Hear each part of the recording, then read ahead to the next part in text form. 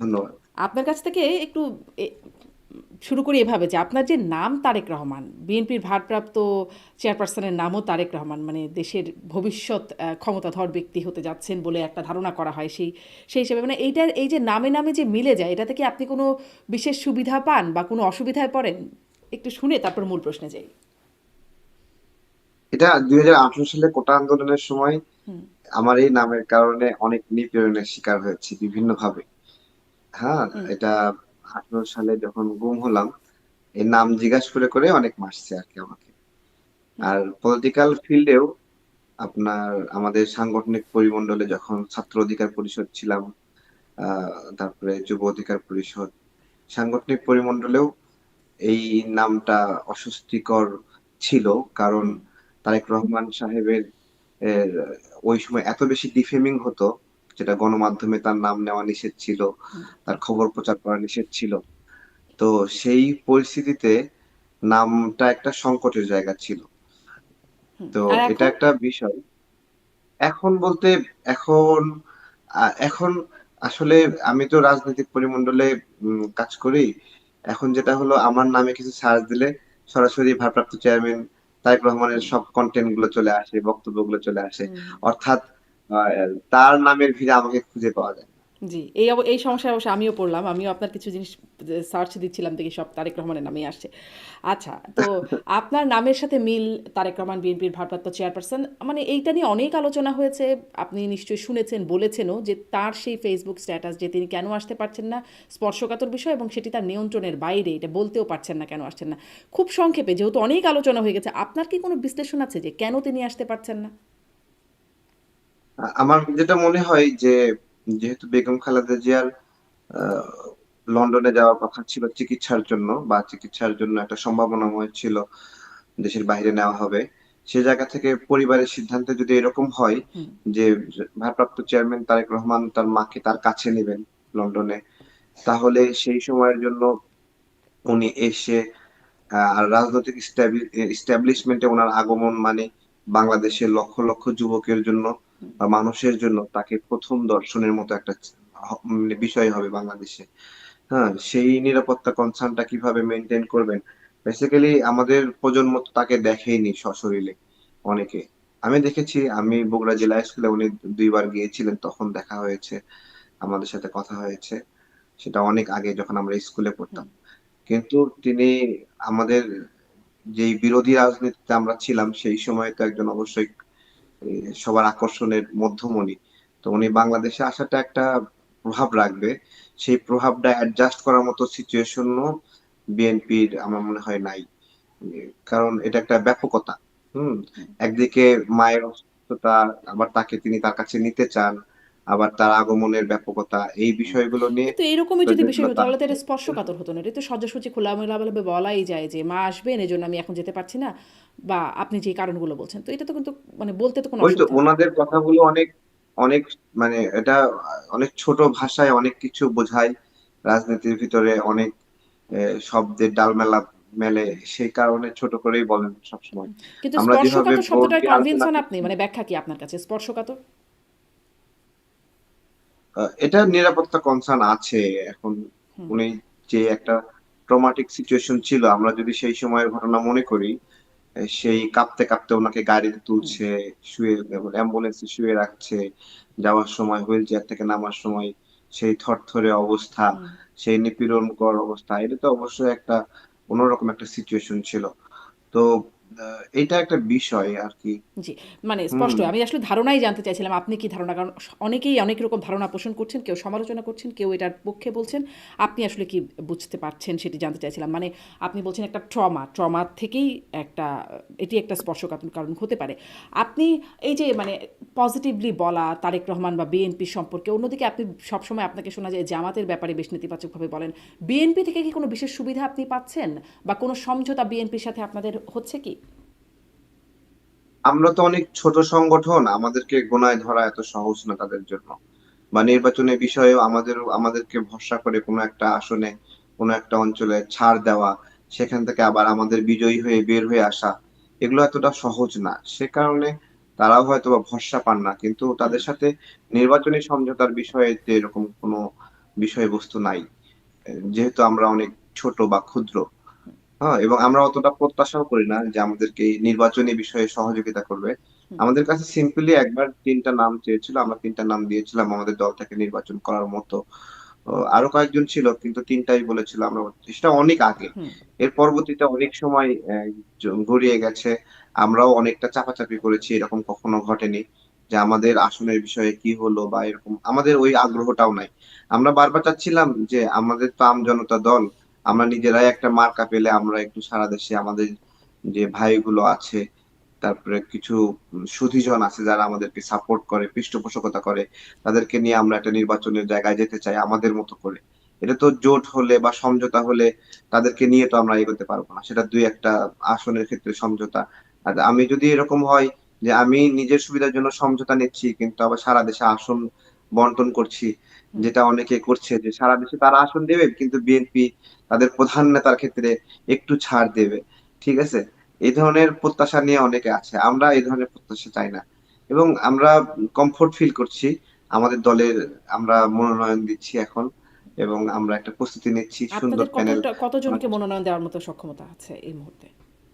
আমাদের আমাদের সব মিলিয়ে আমাদের দলের অভ্যন্তরে যে কাঠামো ছিল সেখানে 20 জনের মতো আছে যারা অর্থনৈতিকভাবে কিছুটা ফিজিবল নির্বাচন করার মতো।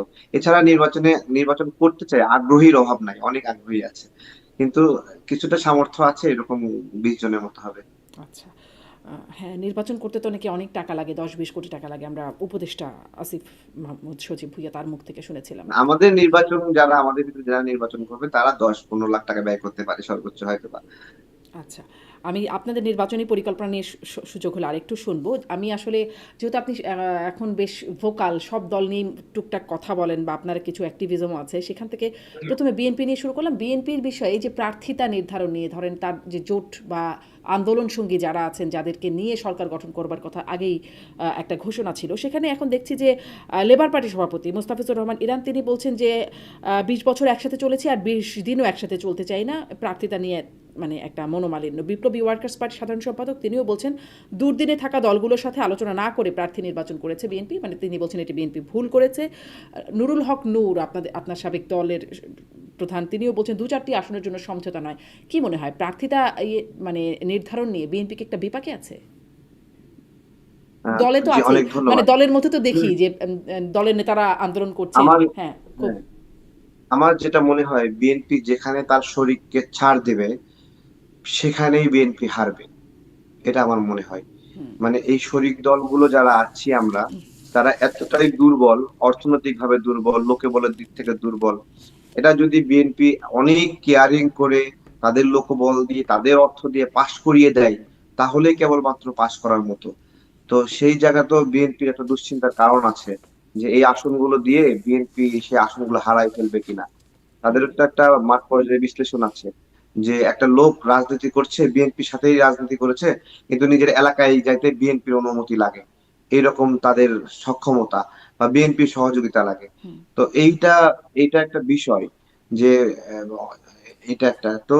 আর আর আমি আমার জায়গা থেকে মনে করি যে জনগণ তার চাহিত, প্রত্যাশিত জনপ্রতিনিধিকে নির্বাচিত করবে।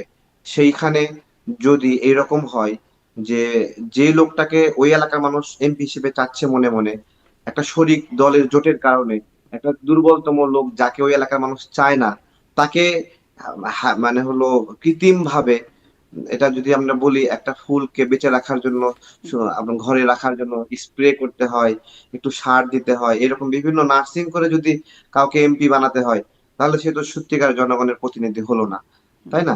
তো ওইটা আমার জায়গা থেকে আমি এটাকে ওইভাবে সাপোর্ট করি না, ঠিক কিন্তু আছে? তাহলে বিএনপি আসলে মানে তাহলে বিএনপি কি করবে? কারণ তাদের তো একটা রকমের প্রতিশ্রুতিও ছিল বা যারা যুগপৎ আন্দোলন করেছে বা একসাথে আন্দোলন করেছে জোটভুক্ত তাদের একটা প্রত্যাশাও ছিল। সেই প্রত্যাশা একে তো পূরণ হচ্ছে না। অন্যদিকে দেখা যাচ্ছে যে অন্যদিকে আমি আরো একটু প্রশ্নটা বড় করি। কারণ এটা তো সম্পর্কে একটু বললেন। প্রশ্নটা হচ্ছে এরকম যে ধরেন যারা প্রতিদ্বন্দ্বী আছে জামাত মূল প্রতিদ্বন্দ্বী দল, তার সাথে আছে এবি পার্টি, এনসিপি তারা সবাই মিলে বিএনপির একটা সমালোচনা করছে। আবার একদিকে প্রথমে যেটি দিয়ে শুরু করলাম তারেক রহমান দেশে ফিরতে পারছেন না কোনো একটা স্পর্শকাতর কারণে যেটি বলতেও পারছেন না তিনি। আবার বেগম জিয়া অসুস্থ। রাজনৈতিক অঙ্গনে কি বিএনপি একটা বিপাকে আছে এই মুহূর্তে? আমি আপনাকে বলি, ধরেন জামাত, এবি পার্টি অথবা এনসিপি অথবা গণ অধিকার অথবা যারা যারা আছে, এই সবাই মিলে এই সবাই মিলেও কি বিএনপির সমান হয়? ধরেন জামাত যেটুকু আছে হুম, সেইটুকুর সঙ্গে এবি পার্টি আসলে কতটুকু? এবি পার্টির সক্ষমতা 500 ব্যক্তি, 500 নাগরিক, ঠিক আছে, 500 জন কর্মী। তারপরে এনসিপির সক্ষমতা কতজন কর্মী? 1,500 2,000। গণ অধিকারের সক্ষমতা ধরেন আপনার হলো 700 800 জন নেতৃত্ব, যাদের মধ্যে একটা ব্যক্তিও নাই এমপি হয়ে নির্বাচিত হয়ে আসার মতো, একটা ফিগারও নাই। সেটা এবি পার্টিতে নাই, সেটা গণ অধিকারে নাই, সেটা এনসিপিতে নাই, সামগ্রিকভাবে। তো অনেকগুলো শূন্য মিলেই কি একটা মানে হলো 1 মিলিয়ন হয়? 1 মিলিয়ন হওয়ার জন্য একটা ওয়ানই দরকার, কিন্তু একটা নাম্বারই দরকার।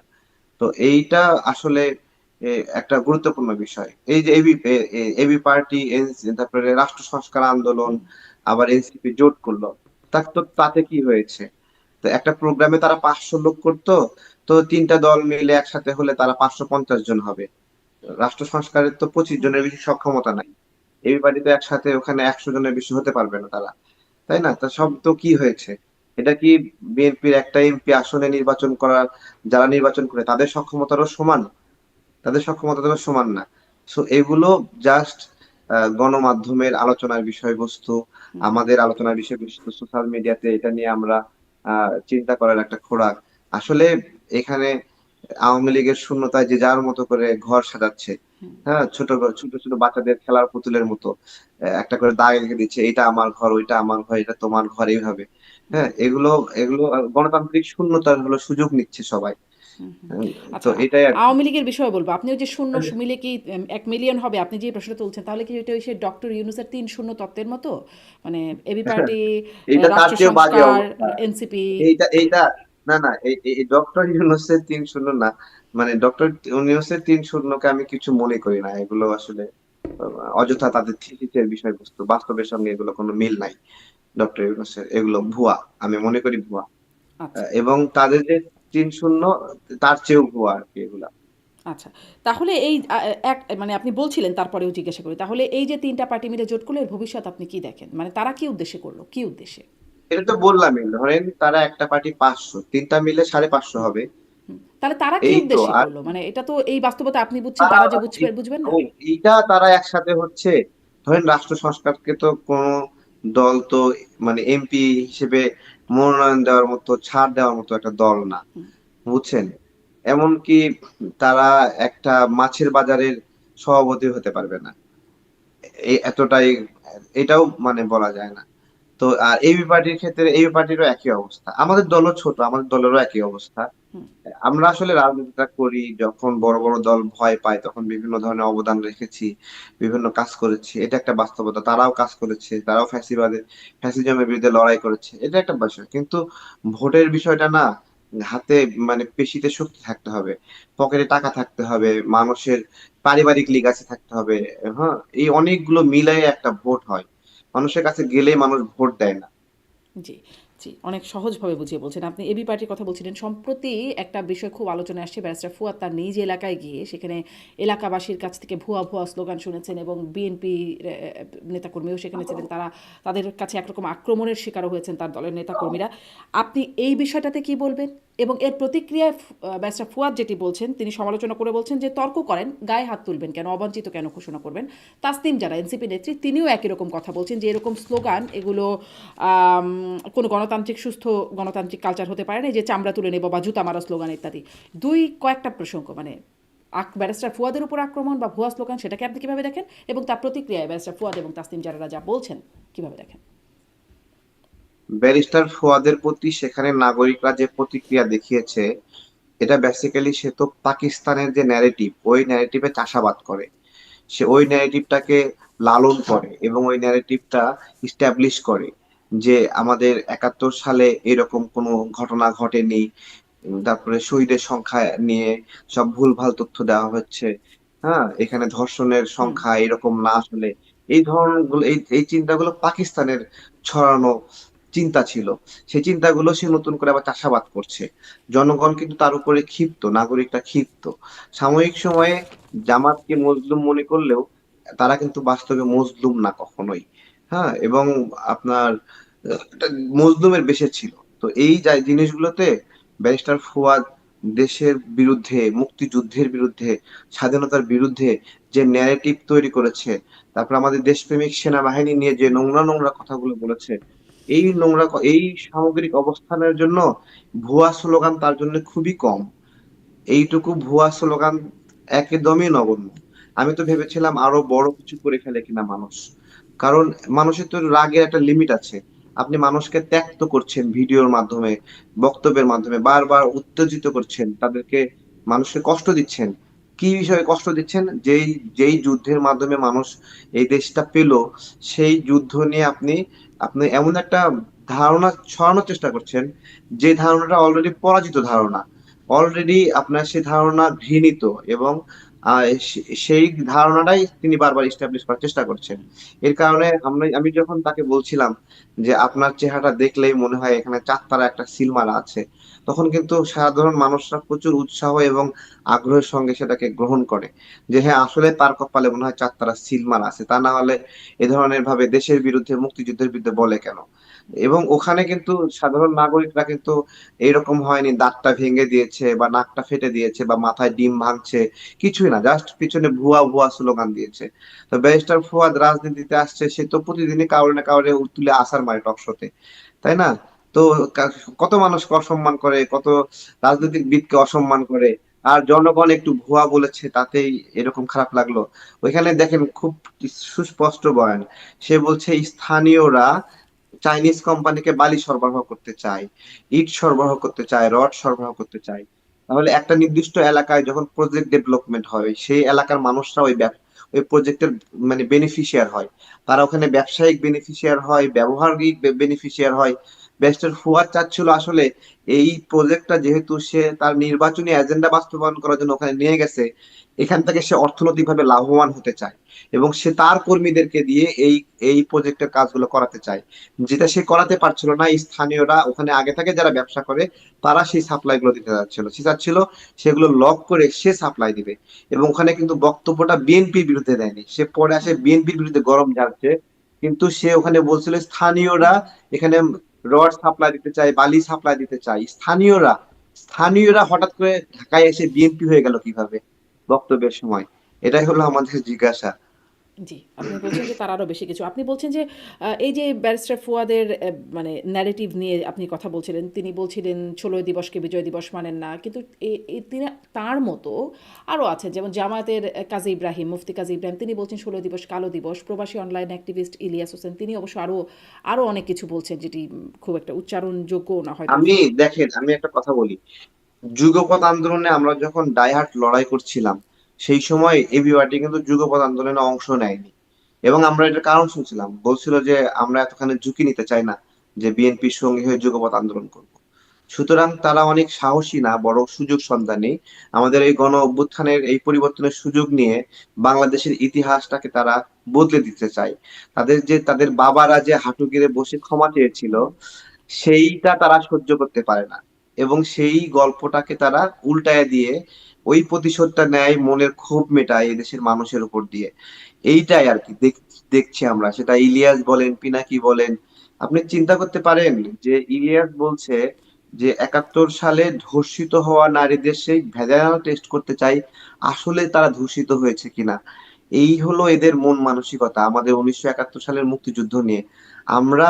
আমরা বুঝতে পারছি না এদেশে আদৌ কোনো সরকার আছে কিনা, যে এই ধরনের কথা বলার পরে তার বিরুদ্ধে কোনো আইনগত ব্যবস্থা নেয় না। এবং সে একটা মানে সাংবাদিকতার একটা লাইসেন্স নিয়েছে বাংলা এডিশন নামে, সেখানে কি প্রচার করে জানেন?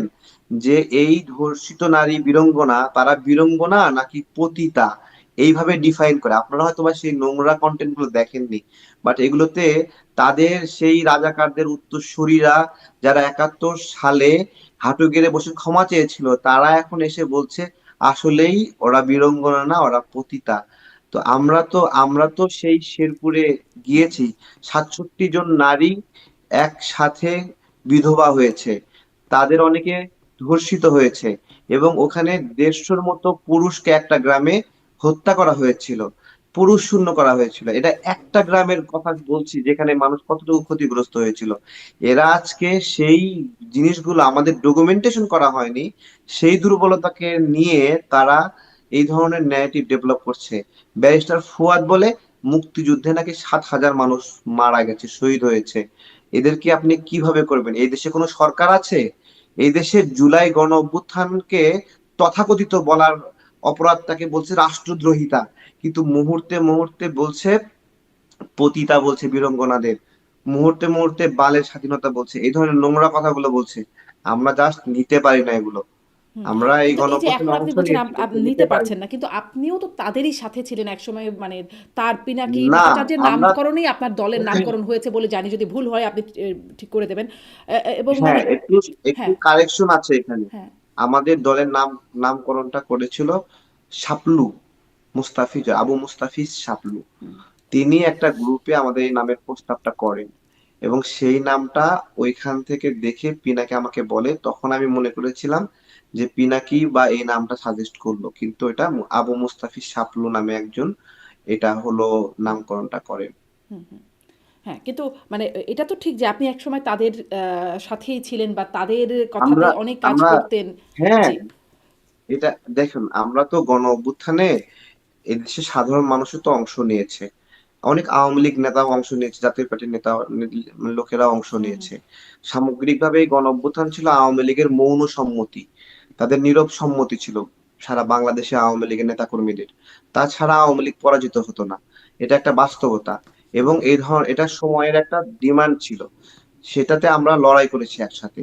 কিন্তু সেই লড়াই করা মানে এই না, এরা সেই লড়াই শেষে লড়াইয়ের সময় কিন্তু এরা ছিলও না, এই জামাতের লোকগুলো শিবিরের লোকগুলো ছিল না, আমরা আশেপাশে দেখিনি। আমি বনফুল বিল্ডিং এ ছিলাম, ওইখানে বাটি চালান দিয়েও কোনো জামাত শিবিরের লোক পাওয়া যায়নি। হ্যাঁ, এবং যেদিন পরাজয়ের দিনে ওই যেদিন গণঅভ্যুত্থান হলো সেদিন জেলখানায় জামাত শিবিরের নামে কেউ স্লোগান দেয়নি।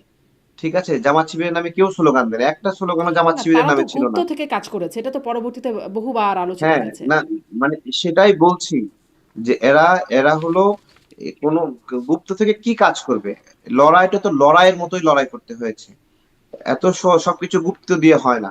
হ্যাঁ, সবকিছু গুপ্ত দিয়ে হয় না। লড়াইটা লড়াইয়ের মতো করেই করতে হয়, তারপরে বিজয় হয়। আমরা এই গণ অভ্যুত্থানে অংশ নিয়েছি, কিন্তু আমরা যখন দেখছি গণ অভ্যুত্থানের পরে এরা এই ন্যারেটিভ দিচ্ছে যে 71-এর আর প্রয়োজন নাই, এখন 24 আসছে, এটাই আসল স্বাধীনতা, 71 সালে স্বাধীনতা ভুল ছিল, বাই চান্স ছিল, এইরকম ব্যাখ্যা দিচ্ছে। তখন তো এটা তো আওয়ামী লীগকে বলতে হয়নি, এটা তো আমরা আমাদের পক্ষ থেকেই প্রতিবাদ করছি যে তোমরা এই ধরনের স্টুপিড কথাবার্তা কেন বলছো? তোমরা তো এই গণঅভ্যুত্থানে তোমাদেরকে দেখিওনি, তোমরা কই থেকে আসলে হঠাৎ করে চান্স পেয়ে এখন এভাবে উল্টাপাল্টা ভাবে নোংরামি করছো? এবং এদের মাত্রা ছাড়িয়ে গেছে জাস্ট। হুম, এবং আমরা জানি না এখন আমাদেরকে হুম। কি হবে, তবে জি। আমরা আমাদের কিন্তু জায়গা আমি যে থেকে সেই প্রশ্নটা প্রস্তুতি। করছিলাম আপনাকে যে আপনাকে যে প্রশ্নটা করছিলাম যে এখন আপনি যাদের বিষয়ে সমালোচনা করছেন, আপনি তো তাদেরই দলে ছিলেন বা তাদের সাথেই কাজ করা মানুষ ছিলেন। পিনাকি ভট্টাচার্য, ইলিয়াস হোসেন তাদের বিষয়ে খুবই ইতিবাচক ছিলেন আপনি। তারপরে সেখান থেকে কি হলো? কেন এখন এত নেতিবাচক বা এই বিষয়গুলো আমি রিয়ালাইজেশন বলছি আসছে? হ্যাঁ। দেখেন, আমি আপনাকে বলছি, আমরা পিনাকি ভট্টাচার্যের কথাটা যদি বলি, পিনাকি ভট্টাচার্য আমাদেরকে একদিন ফোন দিয়ে বলছে, তোমরা তো বাইতুল মোকাররমে একটা প্রোগ্রাম দিছো, এটা হামাস সারা বিশ্বে দোয়া আহ্বান করেছে, তোমরা একটা কাজ করো, ওই প্রোগ্রামের পাশাপাশি সেনাবাহিনীর বিরুদ্ধে ব্যানার নিয়ে একটা মিছিল দিও ওখানে। হ্যাঁ, তো আমি এই বিষয়টাকে তাকে বললাম, সেনাবাহিনীর বিরুদ্ধে মিছিল কিসের জন্য? তো সে আমাকে সঠিক ব্যাখ্যা দিতে পারে না, বলে মিছিল একটা দাও। তো আমি সেখান থেকে আমি খুব করে খেয়াল করলাম যে আমাদের সেনাবাহিনী তারা তো কোনো রাজনীতির অংশ না, তাই না? তো তাদের বিরুদ্ধে আমরা রাজনৈতিক দলের লোকেরা এইভাবে মানে প্রতিক্রিয়া দেখাবো, বা এটা আমি মেনে নিতে পারছিলাম না। তখন তাকে আমি রিফিউজ করি। শুধু রিফিউজ করি না, আমি ওই সময় এটা সেনাবাহিনীকে অবগত করি যে এরকম একটা প্ল্যান করছে পিনাকি, যে সেনাবাহিনীর ভিতরে প্রোগ্রাম করবে। এবং ওইখানে 15-20 জন পিনাকির লোকরা আসছিল, বাইতুল মোকাররমের লোকগুলোকে মোবিলাইজ করে। আমি ওদেরকে বোঝালাম যে তোমাদেরকে বললো আর তোমরা এখানে এভাবে চলে আসলা, এভাবে হয়? ওই যে তাদের প্রোগ্রামটা যে ভেস্তে দিলাম, তখন থেকেই পিনাকি ভট্টাচার্য আমাকে মানে হলো গালিগালাজ করলো এবং বলতেছে এই দিনই দিন না, এইভাবে বলছে। হুম। এটা শেষ, এটা ওই দিন তারপরে মানে ঠিক কয়েকদিনের মাধ্যমে আবার সমঝোতা আচ্ছা, হলো। হুম, এরপরে এরপরে আরেকটা ঘটনা ছিল, সিপিবি হুম, যেদিন জাতিসংঘের মহাসচিব বাংলাদেশে আসবে সেদিন আমাদেরকে হঠাৎ করে বলতেছে সিপিবির অফিস ভাঙতে হবে। ঠিক আছে, আমি বললাম যে সিপিবির অফিস কেন ভাঙবো, সিপিবি তো আমাদের কোনো দ্বন্দ্ব নাই। তো বলছে যেটা বলছি সেটা করো, তোমাদের প্রোগ্রাম করতে হবে। আমি বলছি আপনি এভাবে আদেশ দেন কেন, আপনি কি আমাদের দলের কেউ নাকি, বা আমাদের দলকে আপনার কথাই চলবে নাকি এভাবে? বলে তোমাদের একটা ওখানে সিপির অফিসে তোমাদেরকে একটা রুম দেওয়া হবে। হ্যাঁ, আমি বললাম আমাদের তো রুম আছে, আর রুম না থাকলেও আমি কেন ভাঙবো?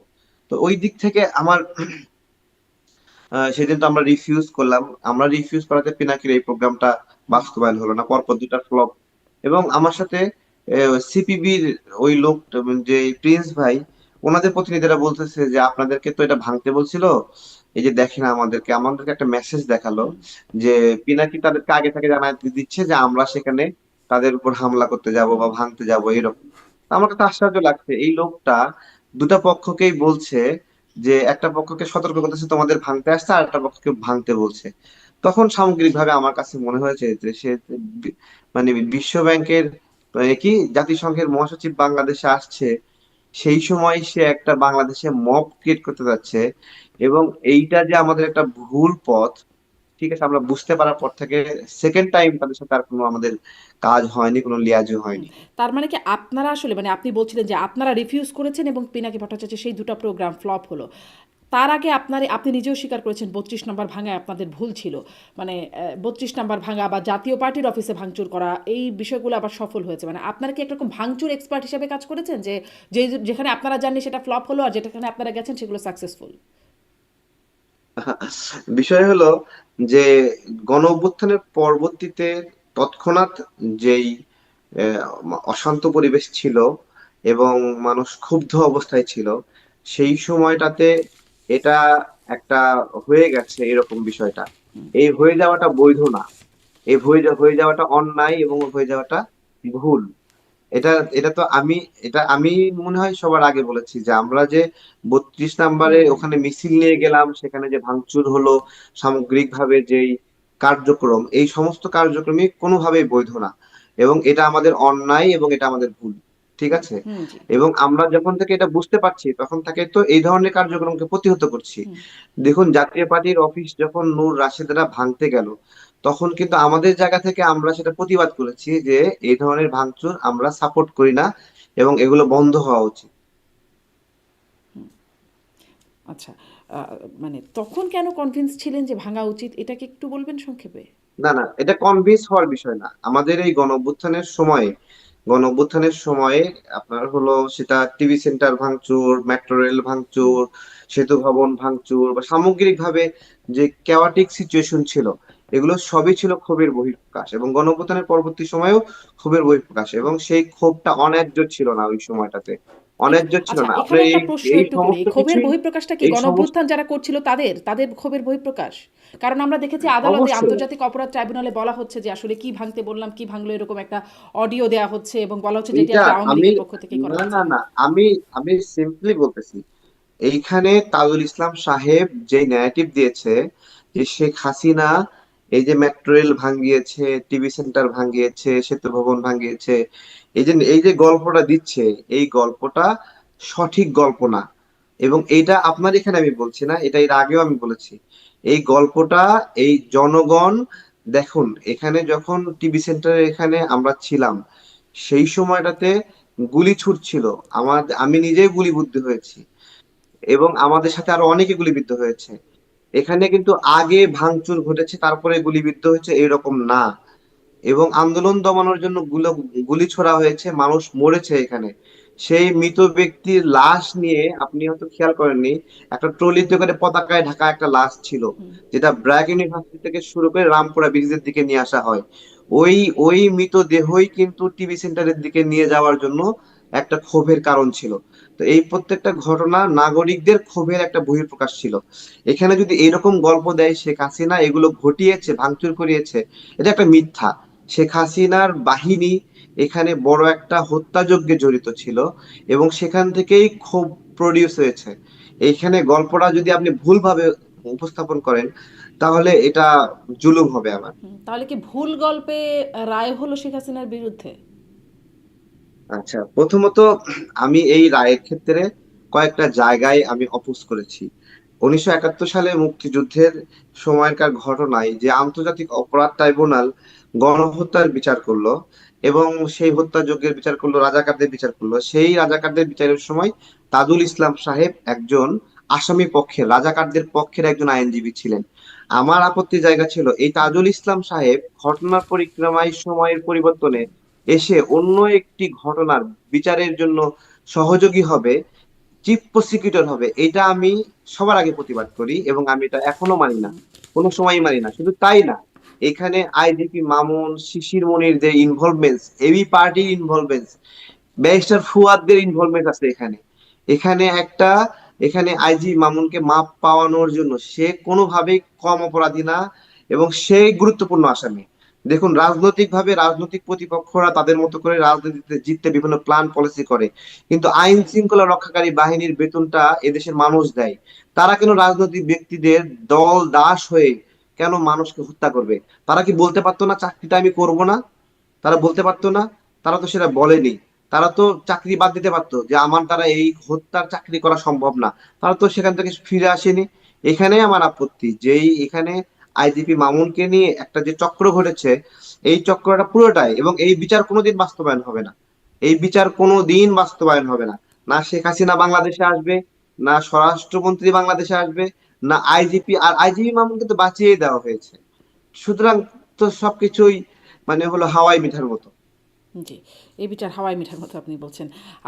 কয়েকটা মানে আপনার কাছ থেকে কয়েকটা দল, প্রথমত বিএনপি, তারপরে জামাতের সম্পর্কে একটু শুনলাম, একটু না, তারপরে জামাতের সম্পর্কে একটু বাকি আছে। না, আপনি জামাতের বিষয়ে কিছু আজকে বলি নাই। হ্যাঁ, হ্যাঁ, বাকি আছে। এবি পার্টি সম্পর্কে বললেন, এনসিপি সম্পর্কে টুকটাক বললেন। এ আওয়ামী লীগ এবং জামাত বাকি রয়ে গেছে। আপনারই একটা বক্তব্য শুনছিলাম। আপনি লিখছেন আরকি ফেসবুকের আপনার পোস্ট, আওয়ামী লীগের চেয়ে জামাত হাজার গুণ অপরাধী। কারণ হিসাবে বলছেন যে জামাত দেশকে পাকিস্তানের হাতে তুলে দিতে চেয়েছে স্বাধীনতার পরেও। আর আওয়ামী লীগ তো শুধু ক্ষমতা চেয়েছে। ক্ষমতা চাওয়ার অপরাধ দেশ ব্যক্তির চেয়ে বেশি নয়।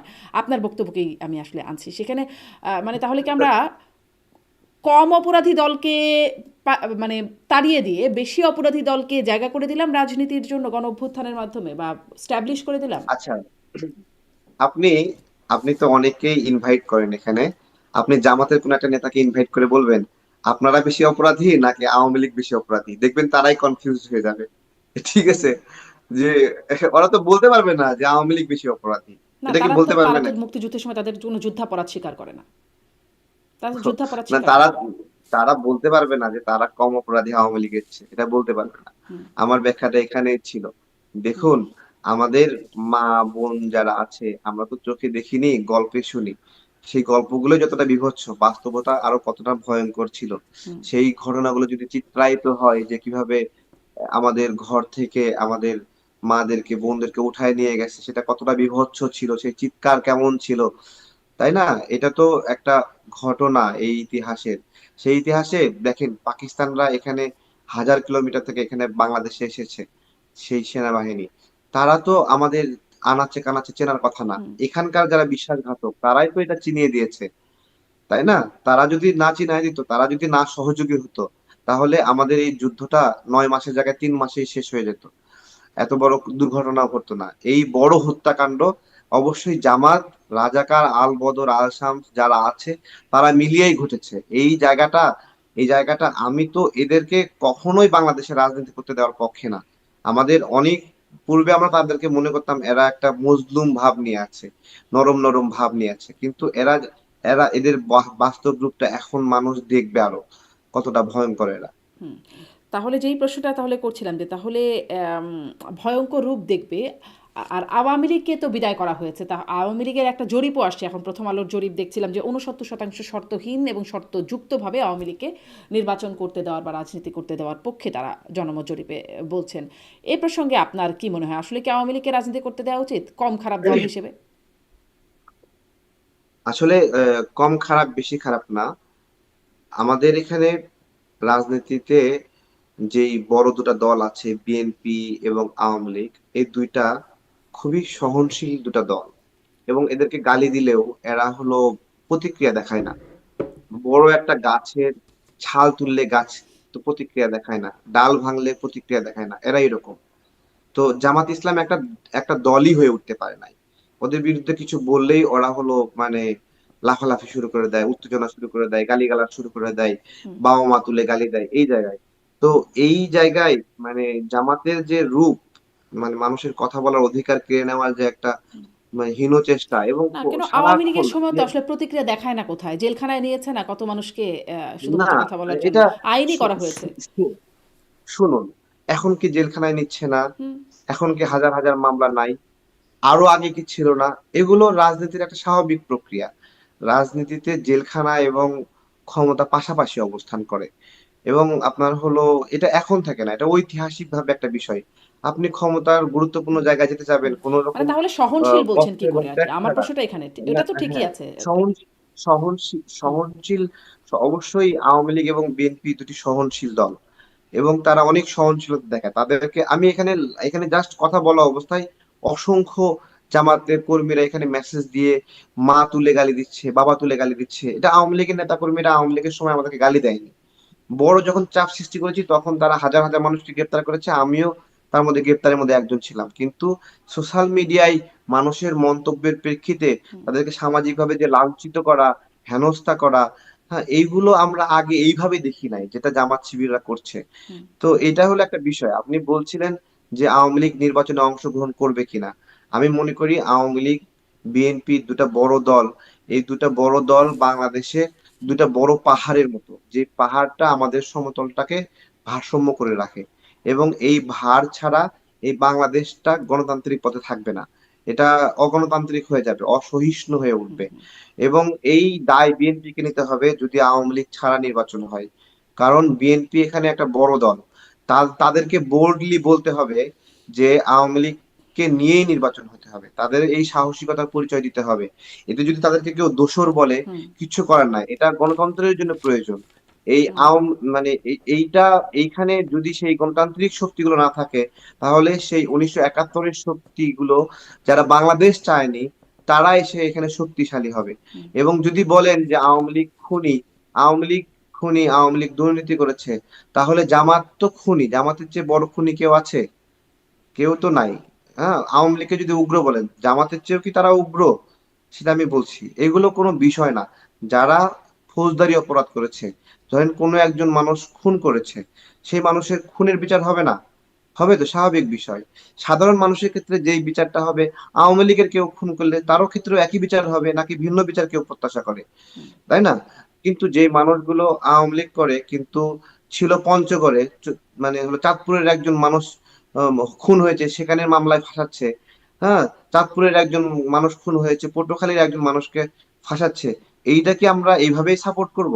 হুম। আমরা সামগ্রিকভাবে বলছি যে এখানে হাজার হাজার মিথ্যা মামলা হয়েছে। এনসিপির এক এই নেতা মিথ্যা মামলা দেওয়ার ক্ষেত্রে বিএনপির নামটা উঠে আসছে বড় করে, যে বিএনপি নেতাকর্মীরা মিথ্যা এখানে, মামলাগুলো দিচ্ছে। হ্যাঁ, আমি আপনাকে বলছি গণ অভ্যুত্থান পরবর্তী সময়ে হুম। শুধু বিএনপি না, বিএনপি, জামাত, এনসিপি, একবারে চুনোপুঁটি যে নেতা, সেও দুটো মামলাতে 200 হুম। 400 মানুষকে ফাঁসায় দিছে। এবং এই এই পুরোটা ঘটনা, এই ডক্টর ইউনূস সরকার এই বিষয়ে পুরোটাই মানে কোনো প্রতিক্রিয়া নাই। তার সময় এই হাওয়ায় হাওয়ায় মামলা হলো, তাদের কোনো প্রতিক্রিয়া নাই। তো এইটা একটা বিষয় হলো যে দরবেশ রূপে আসছে, সে আসলে দরবেশ না। হ্যাঁ, দরবেশ ফেরেশতার মতো আসছে না, ফেরেশতা আল্লাহ সাত আসমান থেকে পাঠিয়ে দিয়েছে হয়তোবা। হ্যাঁ, বাংলাদেশের মানুষের ভাগ্য অনেক ভালো, 7 জন্মের ভাগ্য ডক্টর ইউনূসের মতো একজন পেয়েছে। বাট এইরকম একজন ব্যক্তির সময় এই অসংখ্য ভুয়া মামলা হলো, যে মামলাগুলো জীবনেও প্রমাণ করা যাবে না। হুম। এই ডক্টর ইউনুসের মানে অনেকগুলো জরিপই তো হলো সম্প্রতি, আইআরআইয়ের জরিপ বা প্রথম আলোর জরিপ, 69% মানুষ ডক্টর ইউনুসকে উপর আস্থা রাখছেন, 70% মানুষ অন্তর্বর্তী সরকারের উপর সন্তুষ্ট, এটা আইআরআইয়ের জরিপ বলছে। প্রথম আলোর জরিপও দেখা যাচ্ছে দেশের প্রায় 55% মানুষ সন্তুষ্ট এই সরকার যেভাবে চালাচ্ছে সেরকমভাবে। আচ্ছা, আমি এই, হ্যাঁ, এই বিষয়ে বলছি দেখেন, ডক্টর ডক্টর ইউনূসের সরকার যে এখানে ক্ষমতা নিল, ডক্টর ইউনূসের উপর সবাই খুশি। প্রশ্ন হলো, এখন থেকে 10 মাস আগে যতটুকু খুশি ছিল, 10 মাস পরেও কি একই রকম খুশি আছে? যেই 25 লক্ষ 28 লক্ষ মানুষ কর্ম হারিয়েছে, তাদের পরিবারগুলো কি সমর্থন করছে এখনো? জিজ্ঞাসা করছি। গাজী গ্রুপ তো ডক্টর ইউনূসের সময়ই পুরানো হলো, দায়িত্ব নেওয়ার পরেই পুরানো হলো। সেখানের 15,000 20,000 কর্মচারী কাজ করতেছিল। তারা এবং তাদের সন্তানরা, বাবা মা, তারাও কি খুশি? না, তারা বাদ বেক্সিমকো দেন। গ্রুপ তার মানে পুরানো কি, তার হয়েছে। মানে কি এরকম যে শতভাগ সমর্থন ছিল সেখান থেকে কমে 70% সমর্থন হয়েছে এরকম? মানে আরে এত এগুলো মেজরিটি এগুলো মানুষ সমর্থন ভুয়া করছে? ভুয়া এগুলা, এগুলো ভুয়া, এগুলো এনজিও গুলোর কারসাজি। তারা একটা এটা, এগুলো টাকা দিলেই এই ধরনের রিপোর্ট হয়ে যায়। আর এগুলো স্যাম্পলিং প্রসেসটা এরকম যে তারা 500 মানুষকে করে ওটাকে গড় করে 18 কোটি মানুষকে দিয়ে। তো এটা তো কোনো কথা না। তো তারা তো এরকমও করতে পারে, গুলশানের মানুষকে নিয়ে স্যাম্পলিং করছে।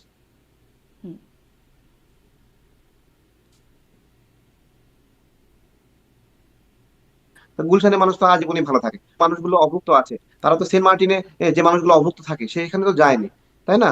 তো এরকম জরিপ আপনার হলো সুখী অঞ্চলে হয়তো বা করেছে, যারা খুব ভালো আছে, সুবিধা আছে। আচ্ছা, আচ্ছা। আপনি মানে এই জরিপগুলোকেই ভুয়া জরিপ বলছেন। আওয়ামী লীগের বিষয়ে আপনি বলছিলেন যে আওয়ামী লীগকে নির্বাচনে অংশ নিতে দেওয়া উচিত বলে আপনার কথা শুনে মনে হচ্ছিল। জাতীয় পার্টির বিষয়ে আপনাদের অবস্থান কি? জাতীয় পার্টি, জাতীয় পার্টির বিষয় দেখেন, প্রথমত হলো আমি যে রামপুরাই এলাকায় যে আন্দোলনে অংশগ্রহণ করেছি, এখানে জাতীয় পার্টির লোকেরা সে আন্দোলনে ছিল। এবং শহীদ মিনারে আমি জাতীয় পার্টিকে দেখেছি। তারপরে পল্টন এলাকায় দেখেছি, বিভিন্ন জায়গায় আমরা দেখেছি যে তারা এই গণ অভ্যুত্থানে অংশ নিয়েছে। আমি বুঝতেছি না যে হয়তোবা তাদের সাথে আওয়ামী লীগের বন্ধুত্ব ছিল, সম্পর্ক ভালো ছিল, সেই অজুহাতে তারা আপনার হলো এই কাজ করছে। আমি আপনাকে একটা এক্সাম্পল দেই। ধরেন একটা পরিবারে তিন ভাই, তিন ভাইয়ের মধ্যে একজন ভাই খুন করেছে। তাহলে ওই ভাই খুন করার কারণে বাকি দুই ভাইকে কি একই পরিবারের সদস্য হওয়ার কারণে গ্রেপ্তার করা যায়? আমার এটা হলো প্রশ্ন। জাতীয় পার্টির ক্ষেত্রেও এই একই রকম অবস্থা, যে বন্ধু হওয়ার কারণে কি কাউকে শাস্তি দেওয়া যায়? শুধুমাত্র বন্ধু হওয়ার কারণে? তো এগুলো আসলে এগুলো শুধুমাত্র সামনে নির্বাচনে কিছু আসন বেশি পাওয়ার জন্য একটা নোংরামি, এবং এটা একটা ইতিহাস হয়ে থাকবে যে এই সময়টাতে সবচেয়ে ভালো নির্বাচন হওয়ার সুযোগ ছিল, মানুষ ভালো কিছু প্রত্যাশা করেছিল, সেইটা এখন এই দেশের মানুষ পাইলো না। কিন্তু যেটা আপনি আগে যেটাকে আকাঙ্ক্ষা করতো নোংরামি না, বলছেন, যদি হ্যাঁ, আপনি যেটাকে যেটা নোংরামি মানুষ বলছেন আকাঙ্ক্ষা আমরা এটা করতো আগে, দেখি যে পান ধরেন, নাই। ধরেন যে টক শোতেও আমরা দেখি বিভিন্ন টক শোতে জাতীয় পার্টির একজন প্রতিনিধি ব্যারিস্টার শামীম পাটোয়ারি তিনি যদি থাকেন, এনসিপির অনেক নেতারা বলেন তিনি থাকবেন, জানলে আমি আসতাম না।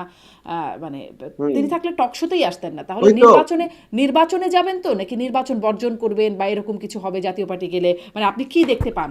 আপনাদেরই না, এক সময়ের ওরা, বন্ধু শুনেন, সহকর্মী, জি। আমি বলি, আহ, এখন তো আমি এদের বিরুদ্ধে বলাতে আমার ক্ষেত্রেও বলে যে আমি থাকলে আসতাম না। ঠিক আছে, ওরা আসলে চায় যে টিভি মিডিয়া গুলো ওদেরকে সারাক্ষণ দেখাবে, ওদের মতো করে গল্প শোনাবে, এবং টক শোতে এমন কেউ থাকবে না যে ওদের গল্পগুলো যে মিথ্যা গল্প, এইটা যেন কেউ চ্যালেঞ্জ না করে। এই জন্য ওরা চায় যে অন্য কেউই সমালোচনা করার মতো কেউ না থাকুক। ওরা চায় ওরা সুন্দর করে উন্নতির গল্প শোনাবে, সুশাসনের গল্প শোনাবে ওদের ভাষা দিয়ে, কিন্তু ওরাও যে মপ করে গুলশানে গিয়ে চাঁদাবাজি করে এটা শুনতে দেবে না। একটা বাড়িতে বিয়ে হচ্ছে, আওয়ামী লীগ করার কারণে সেই বাড়ির লোকেরা টাকা দেয়নি সমন্বয়কদের, সেই বিয়ে আটকায় দিচ্ছে, এরকম প্রশ্ন যেন কেউ না করতে পারে, এরকম পরিবেশ তারা চায়। এখন ভিন্ন মতের কেউ থাকলে সেই প্রশ্নগুলো তো করবে, প্রশ্ন তো করবে যে হান্নান মাসুদ কেন দুইজন চাঁদাবাজকে ছাড়িয়ে নিয়ে গেল, সেই চাঁদাবাজ গুলো আবার চাঁদাবাজি করার কারণে গ্রেপ্তার হলো, এ প্রশ্ন তো করবে। গাজী সালাউদ্দিন তানভীর, তার কারণে যে শেখ হাসিনা আগে যেটা আমাদেরকে জানুয়ারি মাসে বই দিত, সেই বইটা আমরা জুলাই মাসে গিয়ে পাইলাম, জুন মাসে গিয়ে পাইলাম, বছরের অর্ধেক সময় গিয়ে পাইলাম। এই চুরির কথা যদি কেউ বলে তাদের জন্য তো অস্বস্তিকর। ওরা চায় টকশোতে এমন কেউ না থাকুক এই চুরির কথা বলার সাহস রাখে। তো এগুলো হলো বিষয়। তাদের চুরির কথা শোনাইলে, একবার আসিফ বলছে যে কত ধূর্ত, বয়স কম, স্কুলের ছাত্র, আচরণ মানে হয়ে গেছে উপদেষ্টা, কিন্তু আচরণেও তার চলে আসছে। দেখেন, ও যখন চাঁদাবাজির গল্প আসলো তখন সে বানিয়ে দিল একটা হাঁসের গল্প। মানুষ চাঁদাবাজির গল্প বাদ দিয়ে তখন হাঁস নিয়ে পড়ে থাকলো। মানুষ প্রশ্ন করতেছে সে কেন হাঁস খাবে? কত বড় স্টুপিড প্রশ্ন, সে কেন হাঁস খাবে? সে হাঁসও খাবে, হরিণের মাংস খাবে। কেন আপনারা হাঁসের প্রশ্ন করেন? ও যে চাঁদাবাজি করতে গিয়েছিল গুলশানে, আপনারা এই প্রশ্ন বাদ দিয়ে ও শিখায় দিল যে সে কোথায় গিয়ে হাঁসের মাংস খায়, আর সেই গল্প নিয়ে আপনারা ইয়ে করছেন। সে যে ওখানে ওয়েস্টিনে একটা রুম নিয়ে থাকে, ওয়েস্টিনের রুমের ভাড়া কত প্রতিদিন? হ্যাঁ, 15,000 20,000, এই যে রুম বুকিং দিয়ে রাখছে নিয়মিত, ওখানে গিয়ে যে রেস্ট করে, উপদেষ্টা হয়েছে 70,000 60,000 টাকা বেতন পায়, এটা দিয়ে ওয়েস্টিনে খাওয়া যায়, ওয়েস্টিনে রুম নেওয়া যায়? নাকি আমরা এটা ধরে নেব যে ও আচ্ছা উপদেষ্টা নেবে, একটু একটু দুর্নীতি করবেই, তাহলে সেই দুর্নীতি করলে তাহলে শেখ হাসিনাকে সরিয়েছি কেন আমরা? কিন্তু সেই চাঁদাবাজির ঘটনার আর কোনো মানে সুরাহা হলো না সামনে, আর এটা। না না, অসম্ভব। জি। চাঁদাবাজির ঘটনা কোনো বিচার হয়েছে? আসিফ মাহমুদের নাম আসছে, এরপরে কোনো আসছে কেউ, কোনো কোনো ঘটনা আছে? কোনো ঘটনা নাই। জি। শুধু এখানে না, আরো জায়গায় জায়গায় এটা একটা পুরো প্যাটার্ন নিয়ে কাজ করছে। হ্যাঁ। জি। একটু আপনি এনসিপির জোট নিয়ে বলছেন, এনসিপি এবি পার্টি আর রাষ্ট্র সংস্কার, জাতীয় পার্টির একাংশ আবার আরেকটা জোট করছে, আনিসুল ইসলাম মাহমুদ এবং জেপির আনোয়ার হোসেন মঞ্জু এবং 6টি নিবন্ধিত দল সহ মোট 18টি দল নিয়ে তারা একটা জোট করছে। এই জোটের উদ্দেশ্য কি বলে মনে করেন, কেন করছে? জি, অনেক ধন্যবাদ। প্রথমত হলো, এই ধরনের জোটের মাধ্যমে আওয়ামী লীগ যদি নির্বাচন করতে না পারে, তাহলে সামগ্রিকভাবে তারা একটা বড় শেয়ার নিয়ে নির্বাচন করতে পারে। এটা সরকারের একটা ইঙ্গিত হতে পারে, এখানে আমি মনে করি সেই ইঙ্গিত। তো সহজ না। সহজ মানে কি, তার মানে সহজ না মানে অনিশ্চিত হয়ে যেতে পারে, যে কোনো সময় এটা পিছিয়ে যেতে পারে, এমন একটা ঘটনা ঘটতে পারে। দেখেন আজকে দেখলাম যে রাষ্ট্রপতি একটা স্বাভাবিক একটা হয়তো ক্ষোভ হুম। বা দুঃখ প্রকাশ করে তিনি একটা কথা বলছেন, কিন্তু ইতিমধ্যে এটা বলার সাথে সাথে কিন্তু সবার মধ্যে হয়েছে তাহলে তো কি সাংবিধানিক সংকট হবে। কিন্তু উনি কিন্তু বলছেন যে আমি নির্বাচন পর্যন্ত থাকবো, এরপরে থাকবো না। এমন না যে নির্বাচন আগে আমি পদত্যাগ করবো, তা কিন্তু বলেননি। কিন্তু ওই যে বললাম না, একটা কথা বললেই মানুষের মধ্যে মনে হয় যে ওর বাবা না জানি কি হয়ে যাচ্ছে। তার মানেটা কি? তার মানে হচ্ছে একটা পরিবর্তনের পর যে এরকম একটা শক্ত সরকার প্রশাসন আইন শৃঙ্খলা যেটা মানুষ প্রত্যাশা করছিল, সেটা দেখে না, সব দেখে যে লেজে গোবরে হয়ে গেছে। কিন্তু না আপনি আছে বলছেন আইন যে এই শৃঙ্খলা। সরকারের উপরে আস্থা রাখতে পারছে না, কিন্তু আবার জরিপগুলো তো বলছে 70% আস্থা রাখছে, মানে প্রথম আলোর জরিপও বলছে 55% বা তারও উপরে আস্থা, ইতিবাচক প্রতিক্রিয়া জানাচ্ছে এই সরকারের প্রতি। আস্থা রাখছে তো মানুষ, জরিপগুলো তো তাই বলে। তাহলে হয়তো আমি সেই সংখ্যালঘুদের দলে, যারা মানে 1% বা 2% মনে করে যে আস্থা হুম। রাখতে পারছেন, তাদের দলে হতে পারে। আমি আমার পারসেপশন থেকে বলছি, আমার সাথে নাও মিলতে পারে। কিন্তু কারণ হলো যে দেখেন, মূল মূল সূচকগুলো যেমন আইন শৃঙ্খলা, মানে বেশিরভাগ লোক মনে করে যে না, আইন শৃঙ্খলা ঠিক নেই 60% উপরে। হুম। তারপরে দুর্নীতি দমন 60% উপরে মনে করে না, ঠিক নেই। তারপরে দ্রব্যমূল্য মানে মূল বেসিক জায়গাগুলোতে মানুষের নিরাপত্তা, মানুষের কর্মসংস্থান, অর্থনীতি, দুর্নীতি, সব এই সূচকগুলি তো নাই। তাহলে আপনি অত্যন্ত ভালো মানুষ, আপনি কাউকে গালি গালাজ করেন না, চুপ করে বসে আছেন, তো ওইটার উপর আস্থা থাকলে কি আর না থাকলে কি, মূল জায়গাগুলোতেই তো মানুষের আস্থা নেই। যার ফলে তার একটা ইম্প্যাক্ট আমরা পাচ্ছি। আপনি আইন শৃঙ্খলা পরিস্থিতি নিয়ে জিজ্ঞাসা করেন, এমনকি যারা নির্বাচন করতেছে সেই রাজনৈতিক দলগুলো, তারাও কিন্তু শঙ্কিত যে কি হবে কি হবে।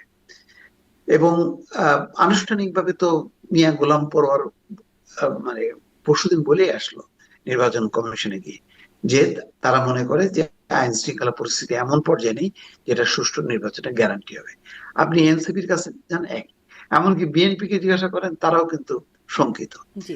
আর তাহলে আপনি মানে আপনার বিশ্লেষণও জানতে চাই, এবং আপনার কি মনে হয় সাধারণ মানুষের বিশ্লেষণ? মানে ইতোমধ্যে কিন্তু কিছু ট্যাগ লেগে গেছে প্রশাসনের উপরে, যেমন রাতের ডিসি, লটারির এসপি, এইরকম বিষয় লেগে গেছে। তো মানে আর ট্রমার ব্যাপারটা তো পুরনো, পুলিশের যে ট্রমা আছে তারা কি আসলে ঠিকঠাকভাবে দায়িত্ব পালনের জন্য নির্বাচনে প্রস্তুত? বা সেনাবাহিনীও আছে, আরপিওতে তাদেরকেও আইন শৃঙ্খলা বাহিনীর মধ্যে দুঃখিত অন্তর্ভুক্ত করা হচ্ছে। দেখেন সেনাবাহিনী, আহ, সেনাবাহিনীর কথাটা দিয়ে শুরু করি। সেনাবাহিনী হলো এটা আন্তর্জাতিক বাহিনী।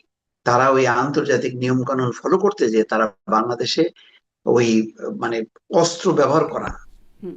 মানে তাদের পক্ষে এটা সম্ভব না। এটা তারা কিন্তু এর আগেও চরম সময় যখন কি প্রধানমন্ত্রী নির্দেশ দিচ্ছে, তখনও কিন্তু তারা অস্ত্র ধরেনি। কারণ ওরা ইন্টারন্যাশনাল ল মনে করে যে আন্তর্জাতিক ভাবে তারা নিষেধাজ্ঞার মধ্যে পড়বে। সুতরাং আন্তর্জাতিক মানবাধিকার রীতিনীতি এগুলিকে অনুসরণ করতে যে আমাদের এখানে যে ধরনের মব তৈরি হয়, যে ধরনের পরিস্থিতি তৈরি হয়, সেটার জন্য কিন্তু সেনাবাহিনী না, সেটার জন্য পুলিশ। কিন্তু এই পুলিশ তো একেবারেই তার মানে মেরুদণ্ড ভেঙে গেছে। পুলিশের শৃঙ্খলা বলতে কিচ্ছু নেই, কোন রকমে তারা দিন পার করতেছে। এবং তার মধ্যে এই যে আপনি যেটা উল্লেখ করেন লটারি, এই সিস্টেমের মধ্য দিয়ে তার মানে আপনি মানে লটারিতে নিজের জীবনটা সঁপে দেওয়া মানে কি, আপনি একটা জুয়া খেলার মধ্যে সঁপে দিচ্ছেন। তার মানে আপনি জানেন যে আপনার উপর আসলে আস্থা নেই, সেই কারণে আপনাকে লটারির মধ্যে ছেড়ে দিল যে আপনি বরগুনার মাল যে যাবেন লক্ষ্মীপুরে, লক্ষ্মীপুরে মাল যাবে হচ্ছে খাগড়াছড়িতে, এইরকম। এতে হয় কি আরো জট বাঁধে, আরো বিশৃঙ্খলা হয়। পলিটিক্যাল কমিটমেন্ট যে আমি সুষ্ঠু নির্বাচন করব, ফলে আমি এক জায়গায় আছি বলেই ওখানে আমি সমস্ত গোষ্ঠীর দ্বারা নিয়ন্ত্রিত হয়ে যাব, আরেক জায়গায় গেলে কেন হব না? আমি যদি আওয়ামী লীগ করি তাহলে পার্বত্য এলাকায় আওয়ামী লীগ করবো, ওই সমতল হুম। এলাকায় এসেও আওয়ামী লীগ করবো। যদি আপনি ওইভাবে মনে করেন যে না এরা তাদের তো আসলে এই দল গোয়েন্দা সেই দল, ব্যাকগ্রাউন্ড, মানে গোয়েন্দা তথ্য চেক আপ করে তাদেরকে নেওয়া হচ্ছে যে আওয়ামী লীগের সাথে তাদের কোনো সম্পৃক্ততা নাই, এটাই অন্তত জানা যাচ্ছে বা বলা তাহলে তো হচ্ছে। আওয়ামী লীগের সাথে সম্পৃক্ত না থাকলে তাহলে সে বিএনপি আর জামাত, হুম। তাহলে বিএনপি জামাতই তো নির্বাচনে পার্টনার, তাহলে তার পক্ষে কিভাবে নিরপেক্ষ নির্বাচন করা সম্ভব? বরং আমি তো বলি, সেদিনও মনে করছিলাম আপনাকে, যে আওয়ামী লীগ ব্যাকগ্রাউন্ডের লোকজনকে বরং নিয়ে এসে এখন নির্বাচনের সময় অন্তত তাদেরকে দিলে, যেহেতু আওয়ামী লীগ নির্বাচনে নেই, সুতরাং তারা নিরপেক্ষ থাকবে এবং তারা একটা সুযোগও পাবে যে আমরা আসলে মানে পেশাদার ডিসিএসপি। অন্যরা তো ব্যস্ত থাকবে, বিএনপির যারা তারা বিএনপিকে জেতানোর জন্য, জামাতের যারা তারা জামাতের জন্য ব্যস্ত থাকবে। এটা তো এনসিপি বলেই বসছে যে প্রশাসন দুই ভাগে বিভক্ত, এক ভাগ জামাত আর এক ভাগ হচ্ছে বিএনপি, তাহলে আর কি লাগে? তো এই অবস্থায় আপনি কি সে লেভেল প্লেইং ফিল্ড করবেন? আর যে ধরনের অস্থিরতা, যে ধরনের লটারি দিয়ে আপনি হুম। ডিসি এসপি ওসি এই ধরনের হুম। ভাগাভাগি করতেছেন, এতে জগা খিচুড়ি হচ্ছে, এতে কমিটমেন্টটা থাকতেছে না। আপনি আমাকে মানে না ইয়েতে লাঠি মেরে মতন ঘুরাইতে থাকবেন, আর আমার কাছ থেকে আপনি সর্বোচ্চটা আশা করেন না। হুম। আমি তখন কোন রকমের দায়সে আচ্ছা, চুপ করে বসে সর্বোচ্চটা যাবো। আশাও কি, মানে আশাটাও আসলে কিরকম করা হচ্ছে সেটাও একটা প্রশ্ন আমার। মানে অনানুষ্ঠানিকভাবেই কথা হচ্ছিল প্রশাসনের কিছু মানুষ বা পুলিশের উচ্চ পদস্থ কর্মকর্তাদের সাথে, তা কারো কারো সাথে, তো তাদের কাছ থেকে জানতে পারছিলাম যে আসলে এই যে ধরুন মব বা বাউলদের উপর যে আক্রমণ ঘটলো, এই ঘটনাগুলোতে সরকারের কাছ থেকে সুনির্দিষ্ট বা নির্দেশনা, যেটা আসলে তারা বলছিলেন যে খুব নির্দেশনা ছাড়া পুলিশ এখন কাজ করতে পারে না, খুব স্পষ্ট কোনো নির্দেশনা নাই। এই নির্বাচনকে আপনি বলছেন সর্বোচ্চ তাদের কাছ থেকে আশা করবে, নির্দেশনা তাদের উপর কেমন সেটা কি জানেন, জানা যায়? মানে তাদেরকে কি নির্দেশনা তো আশা করা আছে হচ্ছে? নিরপেক্ষভাবে কাজ করা, কিন্তু দেখেন পুলিশ যেহেতু এখন তার শক্তি মানে যখন নাকি দুর্বল হয়ে যায়, তখন সে শক্তির উপর ভরসা করে। তো দেখেন যেখানে যে এলাকায় যেখানে মনে করবে যে অমুক প্রার্থী জামাতের খুব শক্তিশালী, তখন সেখানে প্রশাসন তাকে আঁকড়ে ধরে বাঁচার চেষ্টা করবে, তাহলে নেপোটিজমটা হয়ে যাচ্ছে। আবার যে এলাকায় জামাত, যে এলাকায় বিএনপি, তারা এইভাবে মানে মূলত দেখবে যে ওই এলাকায় কার শক্তিটা বেশি, হুম। সে তখন ওই শক্তির দিকে ধাবিত হবে। শক্তির দিকে ধাবিত হলে জাস্টিস পাবে না। একজন নিরীহ মনে করেন তার জনপ্রিয়তা আছে কিন্তু তার অর্থ নেই, তার শক্তি নেই, সে তখন পিছাই যাবে। প্রশাসনকে যেহেতু এত দুর্বল করে তাকে ফেলা হয়েছে, হুম। যে এই প্রশাসন তখন ওই শক্তি নিয়ে বাঁচতে গেলে তখন আর নিরপেক্ষতা থাকবে না। ফলে তার কাছ থেকে আপনি কিভাবে আপনি আশা করবেন? আর সেনাবাহিনী তো বললাম, তো সেনাবাহিনী একটা দূরত্ব বজায় রেখে সে আইন শৃঙ্খলা পরিস্থিতি নিয়ন্ত্রণ করবে, সে ভেতরে ঢোকার চেষ্টা করবে না, সে কিন্তু বাহ্যিক ভাবে দেখবে। হুম। কিন্তু ভেতর থেকেই তো আপনি দুর্বল, ভেতর থেকেই তো সবকিছু হবে, মানে সেটাকে আপনি কিভাবে প্রোটেক্ট মানে করবেন? একরকম কি গা বাঁচিয়ে চলার চেষ্টা? মানে আরেকটা প্রশ্ন একটু যোগ করি। ধরেন হ্যাঁ, হাবিবুল আওয়াল, আজকে দেখছিলাম ডেভিড বার্গম্যান একটা কলাম লিখেছে প্রথম আলোতে, যে মানে হাবিবুল আওয়ালের যে ডিটেনশন, তাকে বলছেন তিনি প্রতিশোধমূলক আর কি এরকম। তো নির্বাচন কমিশন আসলে কি, তারাও আসলে কি বার্তা পায় যে সাবেক নির্বাচন কমিশনারদের এই অবস্থা, তাদের নির্বাচনের জন্য আহ, নির্বাচন কমিশন কি ঠিকঠাক পালন করবে নাকি তাদেরও একটা গা বাঁচানোর টেন্ডেন্সি থাকবে? এবারে ইসিটা তুলনামূলক ভাবে আমি মনে করি বেশ সাহসী মানে মনে হচ্ছে। আহ কিন্তু আমার কথা হলো যে ওনারা সাহসী হইলে বা তাদের আন্তরিকতা থাকলেও তাদের মতন করে প্রশাসন বা পুলিশ অ্যাক্ট করবে, এটা আমার কাছে মনে হয় না। এখানে একমাত্র পারে সেনাবাহিনী, কিন্তু সেনাবাহিনী তো ওইভাবে প্রত্যক্ষভাবে একেবারে মানে রিটার্নিং কর্মকর্তা, সহকারী রিটার্নিং কর্মকর্তা ওই পর্যায়ের দায়িত্ব নেবে বলে আমার মনে হচ্ছে না। তারা শুধু দাঙ্গা হাঙ্গামা ঠেকানোর জন্য হয়তো চেষ্টা করবে, এর বেশি তো করবে না। আর যেটা বললেন হাবিবুল আওয়াল বা আগের সিসি, তাদের তো এটা অপরাধ তো মানে তারা দায়িত্ব পালন করছে, কিন্তু সেই দায়িত্বটা হয়েছে তারা নৈতিকভাবে আহ, তারা কাজটা ঠিক করেনি। এখানে তারা যে কোনো আইন লঙ্ঘন করছে এটা বলা যাবে না। তারা যেটা করছে নৈতিকতা বিবর্জিত কাজ করছে। তারা যখন দেখছে যে এই ধরনের একটা প্রি প্ল্যান ইলেকশন, তাদের উচিত ছিল মানে নৈতিকভাবে এই দায়িত্বটা না নিয়ে পদত্যাগ করা, সেই কাজটা করেনি। এখন এইটার জন্য কি শাস্তি হবে, কেমনে কি হবে আমি বুঝি না। সেই অর্থে হয়তো ডেভিড বার্গম্যান ঠিকই বলছে, এক ধরনের প্রতিশোধ। হুম কারণ এখন সাংবিধানিক দায়িত্ব আপনার, আপনি মেরুদণ্ড সোজা করতে পারলেন না। সেটা তো একদিক দিয়ে আপনি যদি আইনের লঙ্ঘন করেন তাহলে এটা হচ্ছে বেআইনি। আর যদি আপনি নৈতিকভাবে দুর্বল থাকলেন তাহলে এটাকে আর কি বলবেন, অনৈতিক বা মানে আপনি দুর্বল ব্যক্তি, হুম তার হুম। আবার কি সাজা হবে আমি এটা জানি না। তো এটা আসলে এগুলি যখন আইন আদালতে যখন উপস্থাপিত হবে এগুলি আসলে টিকবে না। টিকছে এগুলি তো, আসলে টেকার মানে কথা না। আইন আপনাকে আদালতে এগুলি উপস্থাপিত হলে যুক্তি দিয়ে টিকছে তো। আপনাকে ফাইট করতে হবে, যুক্তি দিয়ে বলতে হবে। যে যেমন আমি সাংবাদিকদের ব্যাপারে হুম বলি, যে যে চারজন সাংবাদিকের ব্যাপারে যে সিপিএ যে একটা বিবৃতি দিছে, এটা সঠিক বিবৃতি দিছে। আপনি হত্যা মামলা দিয়ে তাদেরকে মাসের পর মাস আপনি কারাগারে ঢুকায় রাখছেন, অথচ আপনি ভালো মতনই জানেন যে এই সাংবাদিকরা হত্যাকাণ্ডের সাথে জড়িত না। হুম। এই সাংবাদিকরা তাদের নীতি বিবর্জিত তারা সাংবাদিকতা করছে, এইটা আপনি বলতে পারেন। আপনি বলতে পারেন যে এইভাবে দলদাস হওয়া উচিত হয়নি। তো এটা তো নীতিগত ফাইট।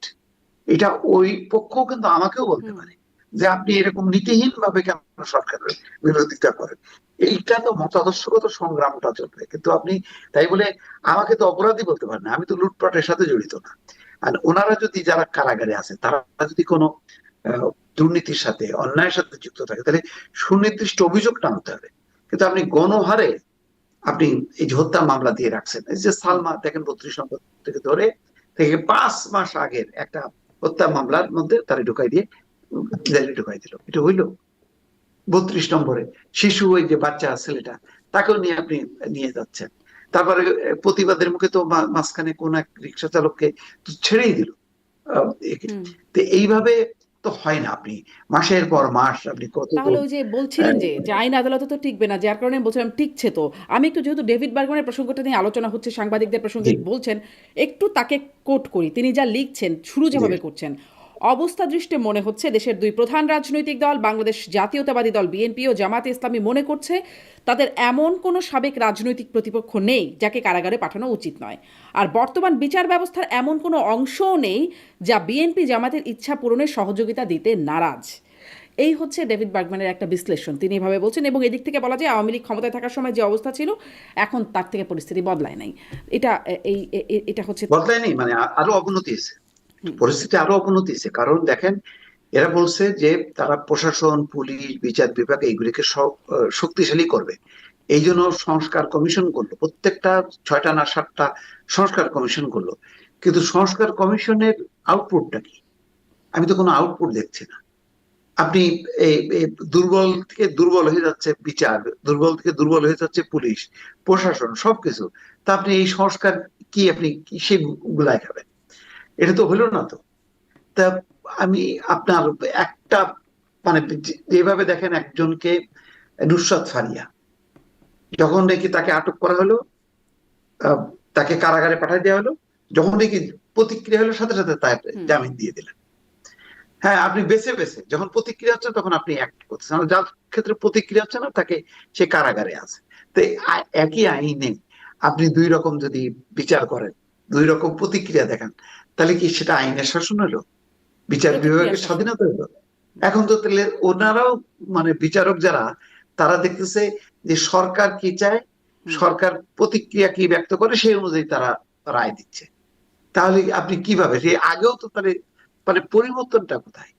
5ই আগস্টের আগে যা যা চলতো বিচার হুম। বিভাগে, পুলিশ যা করতো, প্রশাসন যা করতো, এখন তো আরো ভয়ের চোটে, আরো উলঙ্গ ভাবে, আরো দুর্বল ভাবে সেগুলো অন্ধের মতন করে সেগুলি প্রতিপালিত হচ্ছে। জি। আপনি শুরুতেই বলছিলেন যে তারেক রহমানের সেই বক্তব্য যে নির্বাচন সহজ হবে না, আহ, তা সে একটা অনিশ্চয়তার বিষয়। তার আশাটাও কি এখন অনিশ্চিত হয়ে আছে দেশে ফেরাটা, নাকি সেটা নিশ্চিত, যদিও বলা হচ্ছে শিগগিরই ফিরবে, এটা অবশ্য অনেক দিন থেকেই বলা হচ্ছে। তারপরে তার স্ট্যাটাস নিয়ে যেই একটা অনেক আলোচনা শুরু হলো, তার আশাটা কি অনিশ্চিত নাকি নিশ্চিত, কি মনে হয়? আসলে তো এই বিষয়টা তো তাই তো, মানে আদৌ নির্বাচন হবে কিনা, কোন তৃতীয় শক্তি আবার ক্ষমতা দখল করে কিনা, এই কথাগুলো তো আমরা মোটামুটি সবাই জানি। তৃতীয় এবং শক্তি মানে? কোন অঞ্চলে, জি, তৃতীয় শক্তি মানে? মানে কারা হতে পারে তৃতীয় শক্তি? তৃতীয় শক্তি মানে এখন যে রাজনৈতিক শক্তি আর সরকার, এর বাইরে কোনো শক্তি এসে মানে ক্ষমতা তারা গ্রহণ করে কিনা, এরকম একটা শঙ্কা তো সবাই ইয়ে করে। এই কারণেই তো বলা হয় যে নির্বাচনটা অনিশ্চিত। তো এবং এখন আহ, কি বলে, সরকারের উচ্চ পর্যায়ের বিভিন্ন আহ, ক্ষমতা গোষ্ঠী এত ভাগে বিভক্ত, কোন ভাগ কখন রিভোল্ট করে কি করে এটা তো কেউ বলতে পারছে না। যার কারণে তো তারেক রহমান যেই অনিশ্চয়তা, যেই নিরাপত্তার কারণে উনি আছেন, কারণ উনি আছেন এই কারণে যে উনি তো শুধু একজন ব্যক্তি না, উনি একটা প্রতিষ্ঠান। উনি যদি ক্ষতিগ্রস্ত হয় এই দলটার আর কিচ্ছু থাকবে না। এই দলটা তো গত 15 বছরে আঘাতে আঘাতে জর্জরিত, প্রচুর মানুষ মারা গেছে। বেগম খালেদা জিয়া, যিনি চেয়ারপারসন, তিনিও তো এই দলকে আর চালাতে পারছেন না। তাই একমাত্র হাল ধরে আছেন তারেক রহমান। সেই তারেক রহমান যদি এখন ক্ষতিগ্রস্ত হয়, নির্বাচন অনিশ্চিত হয়, দেশে আসলেন, অন্য একটা শক্তি এসে ক্ষমতা দখল করলো এবং একটা রক্তপাতের মতন ঘটনা ঘটলো, তখন তো মানে উনি তো বা আক্রান্ত হবেনই, ওনার দল শুদ্ধ তো নাই হয়ে যাবে। সেই কারণে এই উনি বাইরে আছেন সম্ভবত, এই কারণেই তিনি আসতে বিলম্ব হচ্ছেন। একেবারে শিডিউলটা হবার পর উনি যখন সত্যি নিশ্চিত হবে, দেশের মানুষ যখন বুঝবে যে না একটা নির্বাচনের একটা আবহাওয়া তৈরি হয়েছে, তখন হয়তো আসবেন। এবং এটা আমার ধারণা যে বিএনপি নেতারা তো এখন খুব জোরে সোরেই বলছেন হুম। যে 16-17 মানে বিজয় দিবসের পর পরই তিনি চলে আসবেন দেশে। জি, এইরকম জোরে সোরে অনেকবার শুনেছিলাম সেপ্টেম্বরে আসবেন, কয়েক সপ্তাহের মধ্যে আসবেন, অক্টোবরে আসবেন, নভেম্বরের মধ্যে হ্যাঁ, আসবেন, সর্বশেষ ডিসেম্বরের নভেম্বরের 2 লাস্টে। তারিখে 2 তারিখে আসবেন, ডিসেম্বরে, এরকম অনেকগুলো ডেট আমরা আসলে পেয়েছিলাম। অতএব 16-17 আসার আগ পর্যন্ত মনে হয় বোঝা যাচ্ছে না যে কবে আসবেন। তারেক রহমানের একটা মানে তার বক্তব্যর একটা অংশ দেখছিলাম, ফটো কার্ড আকারে দেখছিলাম, যে বলছেন যে বিএনপি ক্ষমতা গেলে রাষ্ট্রের দ্বারা মানে কোনো নাগরিকের, আমি ঠিক কোট করতে পারছি না, আমার ঠিক এভাবে মনে পড়ছে না, কিন্তু কোনো নাগরিককে দেশ ছেড়ে চলে যেতে হবে না, বিদেশে চলে যেতে হবে না তার কথা বলার জন্য, এরকম একটা সামারি বা এরকম একটা ভাবার্থ হয়তো সেখানে বোঝায়। কিন্তু মানে ক্ষমতায় আসার আগে এই যে ডেভিড বার্গম্যানের যে বিশ্লেষণ, তিনি যে বলছেন যে প্রধান দুই দল এমন কোনো সাবেক রাজনৈতিক প্রতিপক্ষ নেই যাকে কারাগারে পাঠানো উচিত নয়, মানে তাদের তাদের যে মনে করা, তাহলে আসলে হুম, হুম। তাঁর বক্তব্যের উপরে কি আস্থা রাখা যাচ্ছে যে বিএনপি ক্ষমতায় আসলে নাগরিকদের বা সাংবাদিকদের কথা বলা, বাক স্বাধীনতা, এটা যথাযথভাবে থাকবে? এদিকে আস্থা রাখা যায়? দেখেন এখন তো মানে বিএনপির নিয়ন্ত্রণে সবকিছু হচ্ছে, বিষয়টা তো তা না। কিন্তু এই মামলাগুলো কিন্তু বিএনপি, ডেভিড বার্গম্যানেরও সেই বক্তব্য দেখা যাচ্ছে যে এই মামলাগুলোর অধিকাংশ বিএনপিরই। অধিকাংশ বিএনপির মানে 5ই আগস্ট পট পরিবর্তনের পর তখন যে প্রেক্ষাপট ছিল, সেই প্রেক্ষাপটে নিয়ন্ত্রণ ছিল না। মানে দলের উপরে নিয়ন্ত্রণ ছিল না, আহ, মানে নেতাদের এবং সরকারের হুম। উপরেও সরকারের কর্তা ব্যক্তিদের নিয়ন্ত্রণ ছিল না। ওই অবস্থায় যে যার মতন করে থানায় গেছে, মামলা করছে এবং মামলা নানা রকম ফায়দা তুলছে। তখন পুলিশ প্রশাসন, সরকার, দল সব এলোমেলো অবস্থায়। এখন তো রিয়ালাইজ করতেছে এবং এই কারণে তারেক রহমান বলতেছে তারা প্রতিহিংসা রাজনীতি করবে না। তো আমার ধারণা যে এটা ছাড়া উপায়ও নেই। আপনি প্রতিহিংসা করে যে টেকা যায় না, শেখ হাসিনা বড় প্রমাণ। হুম।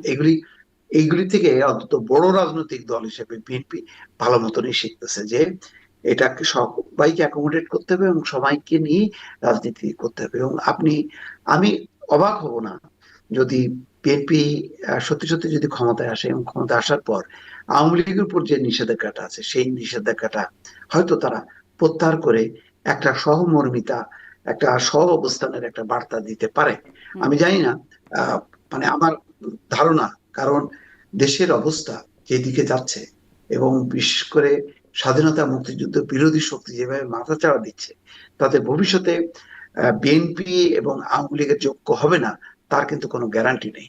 আমরা অতীতে দেখছি যে এরশাদ বিরোধী আন্দোলনে কিন্তু আহ অনেক বেগম খালেদা জিয়া এবং হাসিনা কিন্তু অনেক কাছাকাছি চলে আসছে। এটা মানে সময়ের প্রয়োজনে এবং চাহিদার সাথে, পরিস্থিতির সাথে আহ, খাপ খাওয়ানোর জন্য এটা হয়েছে। তো ভবিষ্যতেও এখন যে তিক্ততা আমরা দেখছি, যে প্রতিহিংসার চর্চা আমরা দেখলাম, ভবিষ্যতে সেটা নাও থাকতে পারে। কারণ তখন এখন যে মুখোমুখি অবস্থান বিএনপি এবং জামাতে ইসলাম, যে মেরুকরণটা হচ্ছে, সেই মেরুকরণে একদিকে স্বাধীনতা মুক্তিযুদ্ধের বিরোধী শক্তি, আর একটা হলো পক্ষের শক্তি। তো পক্ষের শক্তির বড় উপাদান তো আওয়ামী লীগ। তো ফলে এমনও হয়ে যেতে পারে যে আওয়ামী লীগের সাথে বিএনপির একটা ঐক্য হয়ে যেতে পারে। হুম। সেই ঐক্যটা একটা প্রতিফলন আপনি হয়তো ভোটের মাঠেও দেখতে পারবেন, যদিও আওয়ামী লীগ হয়তো দৃশ্যপটে নাও থাকতে হুম। পারে। হুম। কিন্তু আওয়ামী লীগ হয়তো রিয়ালাইজ করবে যে স্বাধীনতা মুক্তিযুদ্ধের পক্ষের শক্তিকে যদি ক্ষমতায় না আনি, তাহলে আমাদের জন্য ভবিষ্যতে আরো বড় বিপদ তৈরি হবে। কোনো কি ফলে আভাস আমি দেখতে সব পাচ্ছেন মোস্তফা ফিরোজ? মানে আপনি যে আমি ভবিষ্যৎবাণীটা করছেন, পরিস্থিতি আমি একটু অবশ্যই। এটাও যোগ করি। দেখলাম যে শেখ হাসিনা, যিনি ভারতে অবস্থান করছেন, তিনি বলছেন তিনি বেগম জিয়ার স্বাস্থ্যের জন্য উদ্বিগ্ন হচ্ছেন, তিনি তার জন্য দোয়া করছেন। মানে দেশে থাকতে ঠিক এরকমটা দেখা যেত না, এখন একটা এরকম বার্তা দেখা যাচ্ছে। আর সজীব ওয়াজেদ জয় তো সেই 5ই আগস্টের পরপরই বলেছেন যে বিএনপির সাথে একসাথে কাজ করতে চান, প্রতিশোধের রাজনীতি করবে না। বেগম জিয়ার এই বক্তব্যকে তারা খুবই স্বাগত জানাচ্ছেন, সাধুবাদ জানাচ্ছেন। সেটি একদম 5ই আগস্টের পরপর দেখা গেছিল। এখন আবার দোয়া হচ্ছে, উদ্বেগ প্রকাশ করছেন সাবেক প্রধানমন্ত্রী শেখ হাসিনা। মানে এর মধ্যে কি কোনো বার্তা লুকায়িত আছে? জি, এখানেই তো আভাসগুলি মেলে। এখন বাস্তবতাটা হলো যে যে রাজনৈতিক পরিস্থিতি এখন উপনীত হয়েছে, তাতে বিএনপির আওয়ামী লীগ ছাড়া উপায় নেই, আওয়ামী লীগেরও বিএনপি ছাড়া উপায় নেই। এটা হলো বাস্তবতা। এটা আপনি হয়তো এখন অনেকে বললে এটার প্রতিবাদ করবে যে আমি এই সমস্ত কেন বলছি, কিন্তু দেখেন আস্তে আস্তে কিন্তু সেই দিকে গড়াচ্ছে। আগে দেখেন রাজনৈতিক মেরুকরণটা কি ছিল, বিএনপি জামাত, আর একদিকে হচ্ছে আওয়ামী লীগ, তাই তো? তো বিএনপি মানে কি বলে, ইচ্ছাই হোক অনিচ্ছাই হোক, জামাতের দায়টা নিতে হয়েছে এই কারণে, ক্ষমতার কারণে। কারণ বিএনপি যদি সিঙ্গেল আউট হয়, তখন আওয়ামী লীগের যেই মানে চাপটা, সেই চাপটা তারা একা নিতে পারবে না। হুম। সেই কারণে এই দুইটা শক্তি, তাদের মধ্যে আদর্শিক দ্বন্দ্ব মতভেদ থাকলেও তারা কিন্তু একত্রিত হয়েছে আওয়ামী লীগকে ঠেকানোর জন্য বা হটানোর জন্য, যেটা বলেন না কেন। এখন আওয়ামী লীগের মানে তার আবার বাঁচতে হবে, সে আবার রাজনীতিতে আসতে চায়। তাহলে উপায় কি জামাত নাকি বিএনপি? এই দুইটা তো নিশ্চিত তারা অঙ্ক করতেছে, যে জামাত আসলে দীর্ঘমেয়াদে আওয়ামী লীগের আর রাজনীতির মুখ দেখতে পাবে না, আলোর মুখ দেখতে পাবে না। কিন্তু বিএনপি থাকলে কিন্তু আলোর মুখ দেখতে পাবে। এই কারণে বিএনপি কিন্তু লিবারেল ডেমোক্রেসির চর্চা যেহেতু করে, এবং ভারসাম্যমূলক একটা রাজনীতি করতে চায়, ফলে ভারতের সাথে তার সম্পর্ক উন্নত হবে। আর ভারতের সাথে সম্পর্ক উন্নত হওয়া মানেই হচ্ছে আওয়ামী লীগ কাছাকাছি চলে আসা। হুম। তখন ভারত নেগোসিয়েশন করবে আহ, মানে বিএনপির সাথে, কিন্তু ভারত কিন্তু জামাতের সাথে নেগোসিয়েশন করবে না। কারণ আজকে রাজনীতির এই যে প্রতিহিংসা, আজকে তিক্ততা, সব কিন্তু জামাতকে কেন্দ্র করে। ভারত জামাতকে একেবারে মানে কতল করতে, যে পুরো পরিস্থিতিটা মানে শেখ হাসিনাকে একটা ফ্যাসিস্ট রাষ্ট্রনায়ক হিসেবে সামনে নিয়ে আসছে। ফলে ভারতের এই ভুল মানে পলিসির খেসারত কিন্তু আজকে দেশ দিচ্ছে, আওয়ামী লীগ আরো বেশি করে দিচ্ছে। কারণ পুরো আওয়ামী লীগের একদম সমূলে তাকে চলে আসতে হয়েছে এখনো জানা যাচ্ছে, ঢাকার আপনি জন্য। যেমন বলছিলেন যে আওয়ামী লীগকে নির্বাচনে আনা নিয়ে কোনো চাপ থাকবে কিনা চতুর্দিক থেকে, শুরুতেই যেটা বলছিলেন, এখন দেখা যাচ্ছে যে আমাদের নিরাপত্তা উপদেষ্টা ভারতে গেলেন, অজিত দোভালের সাথে গুরুত্বপূর্ণ বিষয় নিয়ে নাকি কথা বললেন। কি গুরুত্ব বিষয় আমরা জানলাম না। তারপর জানলাম যে তিনি কাতারে গিয়েও সেখানেও নাকি ভারতীয়দের সাথে বৈঠক হয়েছে, সেখানেও কথাবার্তা হয়েছে। আওয়ামী লীগকে নির্বাচনে আনা বা রাজনীতিতে আনা, সেই বিষয়গুলো নিয়ে আলোচনা হয়েছে। সেগুলো সবই জানা, সরকারের পক্ষ থেকে খুব স্পষ্ট করা হচ্ছে না বিষয়গুলো। মানে এইগুলোর কোনো প্রভাব কি সামনে নির্বাচনে থাকবে বলে মনে করেন? আওয়ামী লীগের কে নির্বাচনে প্রাসঙ্গিক হুম। করা, বা হতে পারে এরকম যে আওয়ামী লীগ নির্বাচনে থাকবে?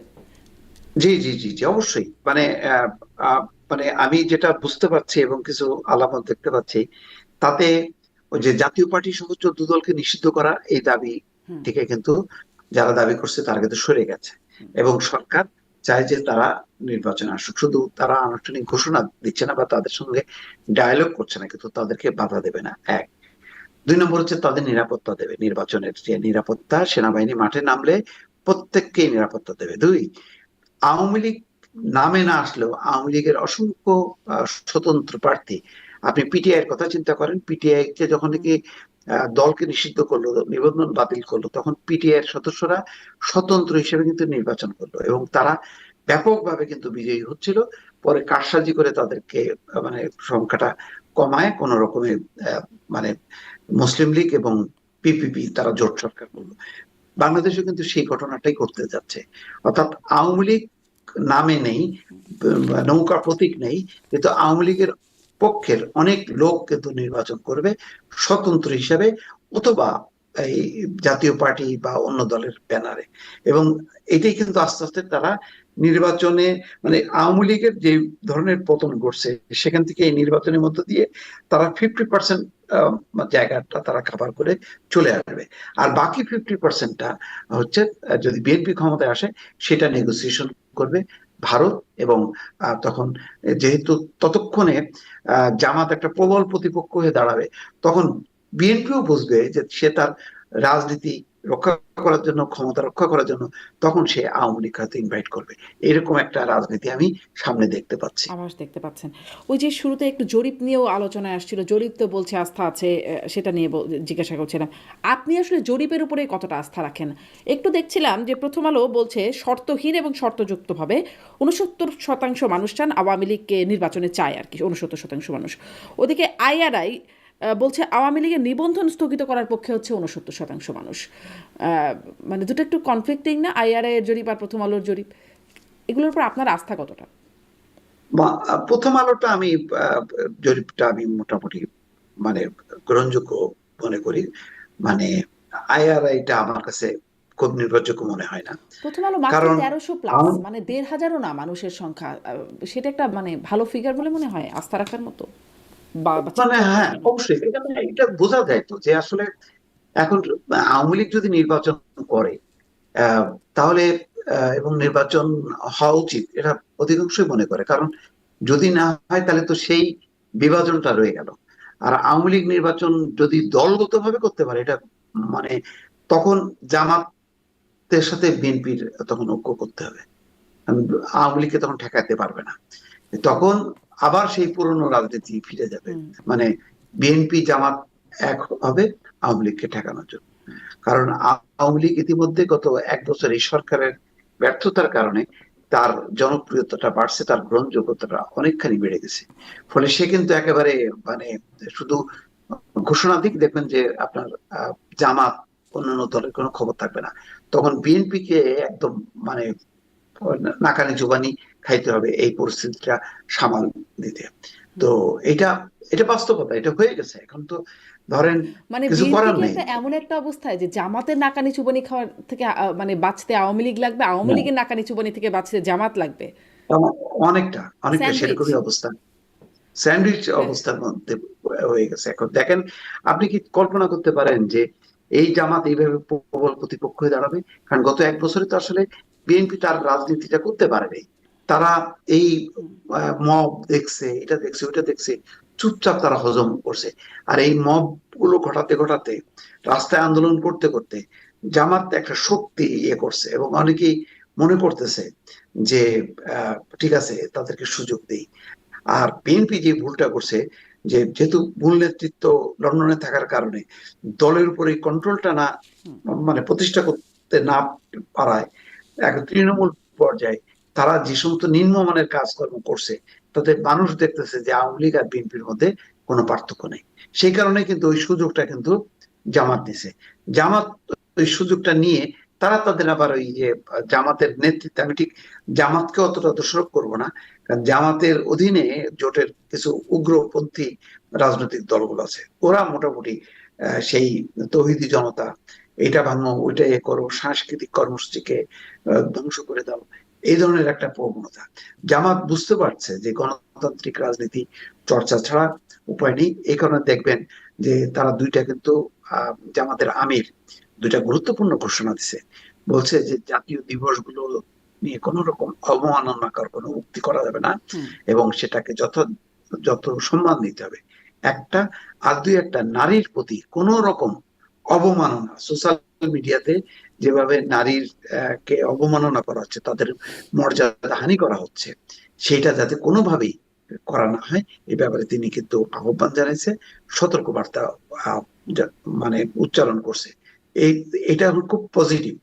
মানে তার মানে বুঝতে পারছে যে যদি এইভাবে চলতে থাকে এবং জামাত যদি সেটা প্রতিবাদ না করে, তাহলে মনে হবে যে জামাত এগুলিকে আসলে সংগঠিত করতেছে। ফলে ফলে জামাত এই বিপদটা বুঝতে পেরে কিন্তু এখন কিন্তু তারা ঘুরে দাঁড়াচ্ছে, কারণ আন্তর্জাতিকভাবে এই এই বিষয়গুলি তো নজরদারি রাখা হচ্ছে যে কিভাবে নারীরা এখন কোণঠাসা করার চেষ্টা চলতেছে, কিভাবে বাংলাদেশের মূল যেই সংবিধান, স্বাধীনতা, সার্বভৌমত্ব, এই সব জায়গাগুলোকে আঘাত করার চেষ্টা করা হচ্ছে।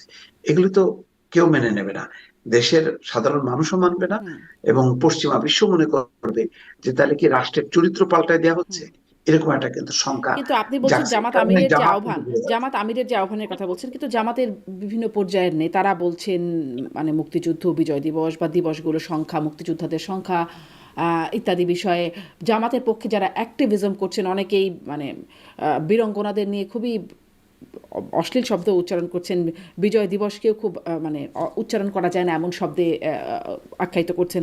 মানে তাদের পক্ষে অ্যাক্টিভিস্ট, তাদের নেতাকর্মীদের মধ্যে বা তারা এরকমভাবে বলছেন, এদিকে আমির এটা বলছেন। মানে এটা কীরকম আসলে, দুই দিকেই আছে জামাত, এরকম কি নাকি? ওই যে অ্যাক্টিভিস্টরা তো আসলে জামাতকে ব্যবহার করে তারা তাদের নিজস্ব একটা শক্তি গড়ে তুলতে চায়। এটা জামাত বুঝতে পারছে। হুম জামাত বুঝতে পারছে যে মূলধারার রাজনীতি, মূলধারার গণতান্ত্রিক সিস্টেমের বাইরে যদি তারা যায়, তাহলে তারা উগ্রবাদী, মৌলবাদী একটা শক্তি হিসেবে প্রতিপন্ন হবে। তখন কিন্তু তারা পশ্চিমা বিশ্ব সহ গণতান্ত্রিক বিশ্বের সাপোর্ট পাবে না, আভ্যন্তরীণ ভাবেও তাদের গায়ে একটা ট্যাগ লাগবে। ওই বিপদটা বুঝতে পেরে কিন্তু জামাতের আমির হঠাৎ করে কিন্তু দুইটা ইস্যুতে বক্তব্য রাখছে, যে দুইটা ইস্যু সাম্প্রতিক সময় সবচেয়ে আলোচিত, যে সোশ্যাল মিডিয়াতে যারা কট্টর ইসলামিস্ট হিসেবে হুম নিজেদেরকে মানে মনে করছে, আবির্ভূত হচ্ছে। দেখা যাচ্ছে যে নারীদেরকে নিয়ে সবচেয়ে অশালীন তাদের অঙ্গ, মানে বিভিন্ন বিষয়, আমি ঠিক আর উচ্চারণ করলাম না, ঠিক অনেকগুলো শব্দ পর্যন্ত উচ্চারণ করতেছে। এইগুলোর সাথে জামাত নাই, এটা প্রমাণ করার জন্য কিন্তু এই বিবৃতিটা। এবং জামাতের আমি তার নিজের ভেরিফাইড ফেসবুক পেজে কিন্তু এই বক্তব্যটা দিয়েছে, ফলে জামাতের এটা খুব আমির, গুরুত্বপূর্ণ। জামাতের আমির খুবই গুরুত্বপূর্ণ, নিশ্চয়ই তিনি ব্যক্তি হিসেবে গুরুত্বপূর্ণ, তার বক্তব্য সেগুলো তিনি ধরেন যখন বঙ্গবন্ধুকে নিয়ে কথা বলেন তিনি তখন সম্মান করে কথা বলেন। জামাতের আগের যে আমিররা ছিলেন তারাও স্বাধীনতার স্থপতি ইত্যাদি নানান মানে তাকে বঙ্গবন্ধুর প্রতি শ্রদ্ধা দেখে এরকম কথা বলেছেন। কিন্তু জামাতের নেতারা বিভিন্নজন তারা তাকে বিশ্বাসঘাতক বলছেন, জামাতের পক্ষে অ্যাক্টিভিস্টরা নানান রকম অশ্লীল শব্দ ব্যবহার করছেন তার সম্পর্কে। মানে একই রকম একই সাথে দুটোই চলছে, দুটোই চলছে। শীর্ষ পর্যায়ের নেতা এরকম বলছেন আর নিচের নেতারা নানান রকম বক্তব্য দিয়ে যাচ্ছেন। যে ভদ্রলোকটা বলছে বিশ্বাসঘাতক, আমার ধারণা যে এই কথাগুলো জামাত রিয়েলাইজ করছে, করেই কিন্তু আমি যে কথাটা বললাম এটা হলো গতকালকের হুম হলো ঘটনাটা। হুম আর সামনে কিছুদিন কি যায় সেটার উপর নির্ভর করে হয়, হয় না, তাদের মধ্যে তো উগ্রপন্থী আছে। প্রত্যেকটা রাজনৈতিক দলে দেখবেন যে আওয়ামী লীগের মধ্যেও একটা অংশ আছে খুবই উগ্রবাদী, বিএনপির মধ্যে আছে উগ্রবাদী, কিন্তু মূল রাজনৈতিক নেতৃত্ব সেটাকে সাপোর্ট করছে কিনা, সেটা হলো মূল বিষয়। আপনি তো মনে করেন যে জামাতের এখন আমিরের জামাত কথাটা আমিরের বক্তব্যে কিছুটা থামবে, মানে এই বিষয়গুলো থেমে যাবে কিছুটা? আমার ধারণা থামবে, এবং তারা তাদের অবস্থানটা পরিবর্তনের চেষ্টা করবে। জি, একটু আসি যে নির্বাচনের তফসিলের ঘোষণা মানে যখন ঘোষণা হবে বলে জানা যায় তখনই দুই উপদেষ্টা পদত্যাগ করলেন, কিন্তু পদত্যাগপত্র গ্রহণ করার পরও দুই উপদেষ্টার পদত্যাগ কার্যকর হলো তফসিল ঘোষণার পর থেকে। এটাকে আপনি কিভাবে দেখলেন? এটা খুবই হাস্যকর, মানে আজব পদত্যাগ। মানে এই পদত্যাগ পত্র দিয়ে আসলো, তারপর গাড়ি ফ্ল্যাগ উড়ায় চলে আসলো। এটা হয় না কোনোদিন। আর ওইভাবে কখনো নির্ধারিত হয় না যে তফসিল ঘোষণার সাথে সাথে পদত্যাগ পত্র কার্যকর হবে। এটা কোনো তফসিলের সাথে পদত্যাগের কি সম্পর্ক? এটা সম্পর্কিত করলো কিভাবে? কোথায় আইন, কোন বিধিবিধানে আছে হুম যে এইভাবে তফসিল ঘোষণার সাথে সাথে এটা কার্যকর হবে? এটা যখন পদত্যাগ পত্র দিচ্ছে আপনি অ্যাকসেপ্ট করবেন তখনই। আপনি আরো 3 দিন পরে করেন না, অসুবিধা তো নাই। হুম কিন্তু আপনি নির্বাচনের তফসিল ঘোষণার সাথে সাথে কার্যকর, এটা কোন আইন? এটা তো ঠিক হলো না। আর এই সবচেয়ে বড় কথা হলো যে আপনি এতদিন কি জানেন না যে তারা যে নির্বাচন করবে তাদের সাথে একটা দলের সম্পৃক্ততা আছে? তো এটা আপনি এতদিন লালন করলেন কেন? একদম শেষ সময়, শেষ নিঃশ্বাস ত্যাগ করার আগ পর্যন্ত মানে আপনি রেখে দিলেন। এটা মানে কোন পলিসি, কি কারণে রাখলেন? হুম এটার ব্যাখ্যাটা কি? এটা সরকার কোনো ব্যাখ্যা দিছে? ব্যাখ্যা নেই। এখন সরকারের মজা হয়েছে কি, বড় রাজনৈতিক দল বিশেষ করে জামাত বিএনপি কিছু বলে না, মনে করে আচ্ছা ঠিক আছে, ভুল ত্রুটি হয়েছে, তারা ইগনোর করতেছে। কিন্তু অন্য কোনো ক্ষেত্রে হইলে এই সমস্ত কিন্তু বিচ্যুতিগুলি বড় আকারে ধারণ করতো, এবং বিএনপি কিন্তু ধরতেছিল। কিন্তু হঠাৎ করে ওই যে 12ই ফেব্রুয়ারি নির্বাচন বলে লন্ডন সনদ ঘোষণা হওয়ার পর থেকে এই যে চুপসে গেল ইউনূস সরকারের ব্যাপারে, বিএনপি আর কথা বলে না। সেইটা তো কি, এটা ঠিক এটা না। কি আবার ক্ষমতা বদলের পরে, মানে যদি ধরেন ক্ষমতায় আসে তখন কি আবার সেই চুপসানো থাকে আবার শক্তিশালী হয়ে উঠবে? মানে আমরা বরাবরই দেখি সরকার বিদায় হওয়ার পর তারপরে তাদের বিরুদ্ধে ব্যবস্থা হয়, থাকাকালীন সময় তারা সবাই ফেরেশতা থাকেন। মানে বিএনপি হয় কি, ক্ষমতায় আসলে কি তাদের বিরুদ্ধে ব্যবস্থা হবে? না দেখেন, আহ শেখ হাসিনা সরকারও কিন্তু মইনূর সরকারের ব্যাপারে, আজউদ্দিন মনিরুদ্দিন সরকারের ব্যাপারে কিন্তু সিরিয়াস হয়নি। হুম। কারণ তার ইনডাইরেক্ট বেনিফিশিয়ারি ছিল আহ, মানে আওয়ামী লীগ বা শেখ হাসিনা। এই ক্ষেত্রেও তাই হবে, যেহেতু জামাত বা বিএনপি ক্ষমতায় আসবে, সুতরাং তারা বেনিফিশিয়ারি, তারা গত 1 বছরে তারা ক্ষমতার মানে সুফল ভোগ করছে, সুতরাং তারা এই সরকারের ব্যাপারে মানে খুব সিরিয়াস হবে বলে আমার মনে হয় না। হয়তো ব্যক্তি বিশেষের ক্ষেত্রে হইতে পারে, কিন্তু আলটিমেটলি ইনু সরকারের উপরে আছে হোল তারা বিক্ষুব্ধ হবে না। ব্যক্তি বিশেষের উপর হতে পারে।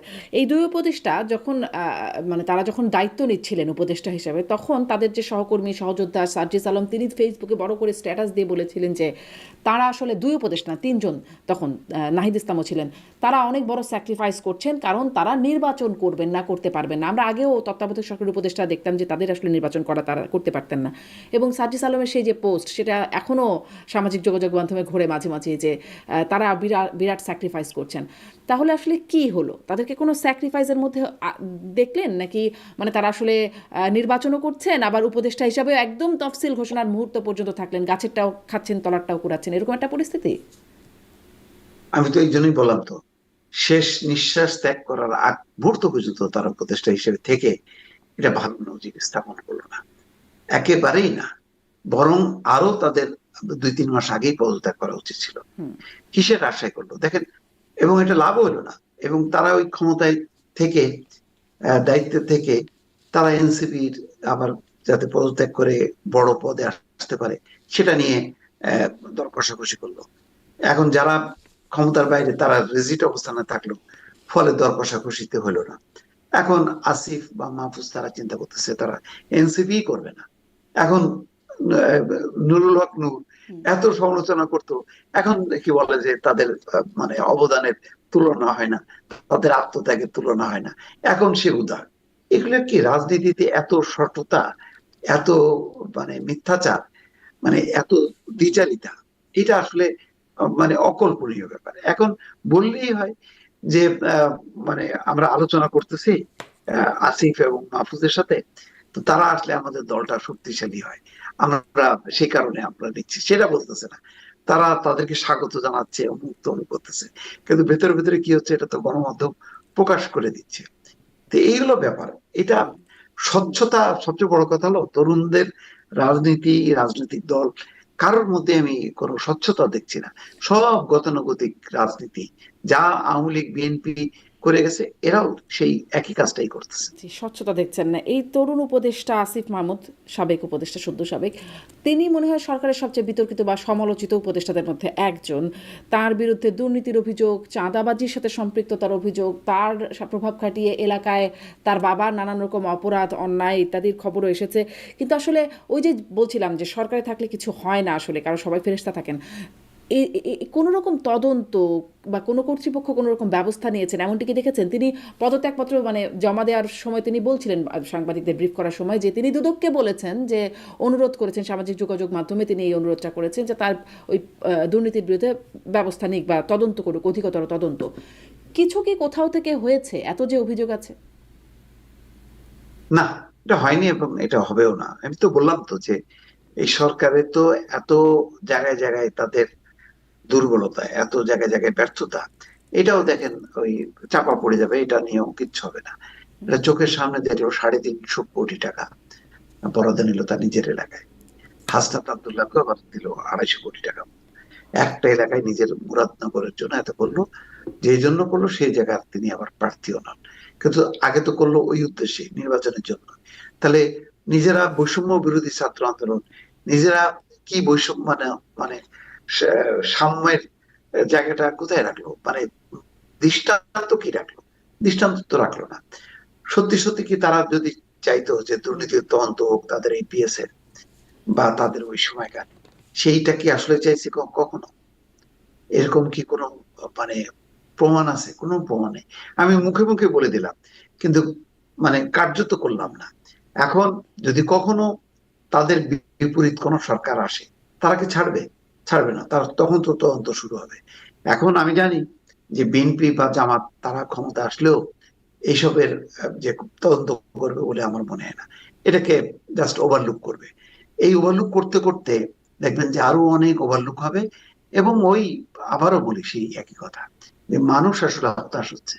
আমরা গণমাধ্যম কর্মীরা যে কারণে সোচ্চার ছিলাম আগে এক সময়, তো এখনো যখন দেখি যে একই ধারা, তখন আমরা নিজেরাও হতাশ হয়ে যাই। তখন আমরা নিজেরাও বলি যে তাহলে আর পরিবর্তন হয়ে লাভটা কি হলো? হুম। গণমাধ্যম কর্মীর কথা বলছিলেন, দেখলাম যমুনা টিভির রোকসানা আঞ্জুমান নিকোল, তিনি গণমাধ্যমে একটা অনুষ্ঠানের জন্য সেখানে একটা বক্তব্য তিনিও রেখেছিলেন। সে কারণে তাকে যেভাবে সামাজিক যোগাযোগ মাধ্যমে অপদস্থ করা হচ্ছে, অশ্লীল রকমের কথাবার্তা বলা হচ্ছে, খেয়াল করেছেন নিশ্চয়ই। হ্যাঁ, বললাম ওইটাই সম্ভবত জামাতের আমির কিন্তু এইগুলো মানে মেনশন করেনি। সম্ভবত এইসব প্রবণতার কারণেই তিনি বিবৃতিটা দিয়েছে। এটা খুবই দুঃখজনক, নিন্দনীয়। দেখেন, আমাদের তো এমনিতেই নারীদের, আমরা অধিকারের কথা বলি, স্বাধীনতার কথা বলি, ক্ষমতায়নের কথা বলি। বাংলাদেশে 2-3 জন নারী মানে ভালো টক শো করছে, হাতে গোনা কয়েকজন। তো সেখানে যদি আপনি তাদেরকে এইভাবে যদি টার্গেট করেন, তাহলে তারা তো ওখানে যদি নিকোলের জায়গায় যদি কোনো পুরুষ সঞ্চালক থাকতো, তাহলে আপনি কি তাকে অশালীন ভাবে তাকে এটা করতে পারতেন? আপনি করতেন না। তখন আপনি অন্য যুক্তি দিয়ে আপনি হয়তো কথাবার্তা বলতেন। কিন্তু আপনি নারী হওয়ার কারণে আপনি কি করতেছেন তাকে? তাকে মানে তার ইজ্জত, তার মান সম্মান, তারও যে একটা পরিবার আছে, তারও যে একটা সমাজের যে আহ, মানুষজন যে চেনে, সবাইকে আপনি যে খেলো করে দিচ্ছেন, এবং এক ধরনের আপনি কি বলে, ও মানে উগ্রতা দেখাচ্ছেন, এক ধরনের হিংস্রতার মধ্যে আপনি যে ঠেলে দিচ্ছেন যে সাধারণ মানুষের কাছে। তো এটা কত বড় অপরাধ! এবং সেগুলি কিন্তু হয়ে যাচ্ছে। এবং আমি অবাক হয়ে দেখছি যে গণমাধ্যমের পক্ষ থেকে বা অন্যান্য রাজনৈতিক দল, আমি তো সেই কারণে আমি অনেক ধন্যবাদ জানাই ইয়ে জামাতের আমিরকে। এইটা তো একইভাবে অন্যান্য রাজনৈতিক দলগুলো কেন চুপচাপ বসে আছে? আমি মির্জা ফখরুল ইসলাম আলমগীর অবশ্য খুব প্রায় প্রায় এই সামাজিক যোগাযোগ মাধ্যমের এই সমস্ত অপপ্রচার, এই ধরনের আহ, নিন্দা করে, কিন্তু আমি খুব বেশি দেখি না যে এটার ব্যাপারে সোচ্চার হতে। সবাই মনে হয় ভয় পায় যে ওর বাবা, আমি প্রতিবাদ করবো, আমি কথা বলবো, যদি আমার পরের দিন আবার ধরে বসে। এই কারণে সবাই চুপ বসে থাকে। হুম হুম। এইটা আস্তে আস্তে আমাদেরকে একদম মানে সন্ত্রস্ত করে ফেলে।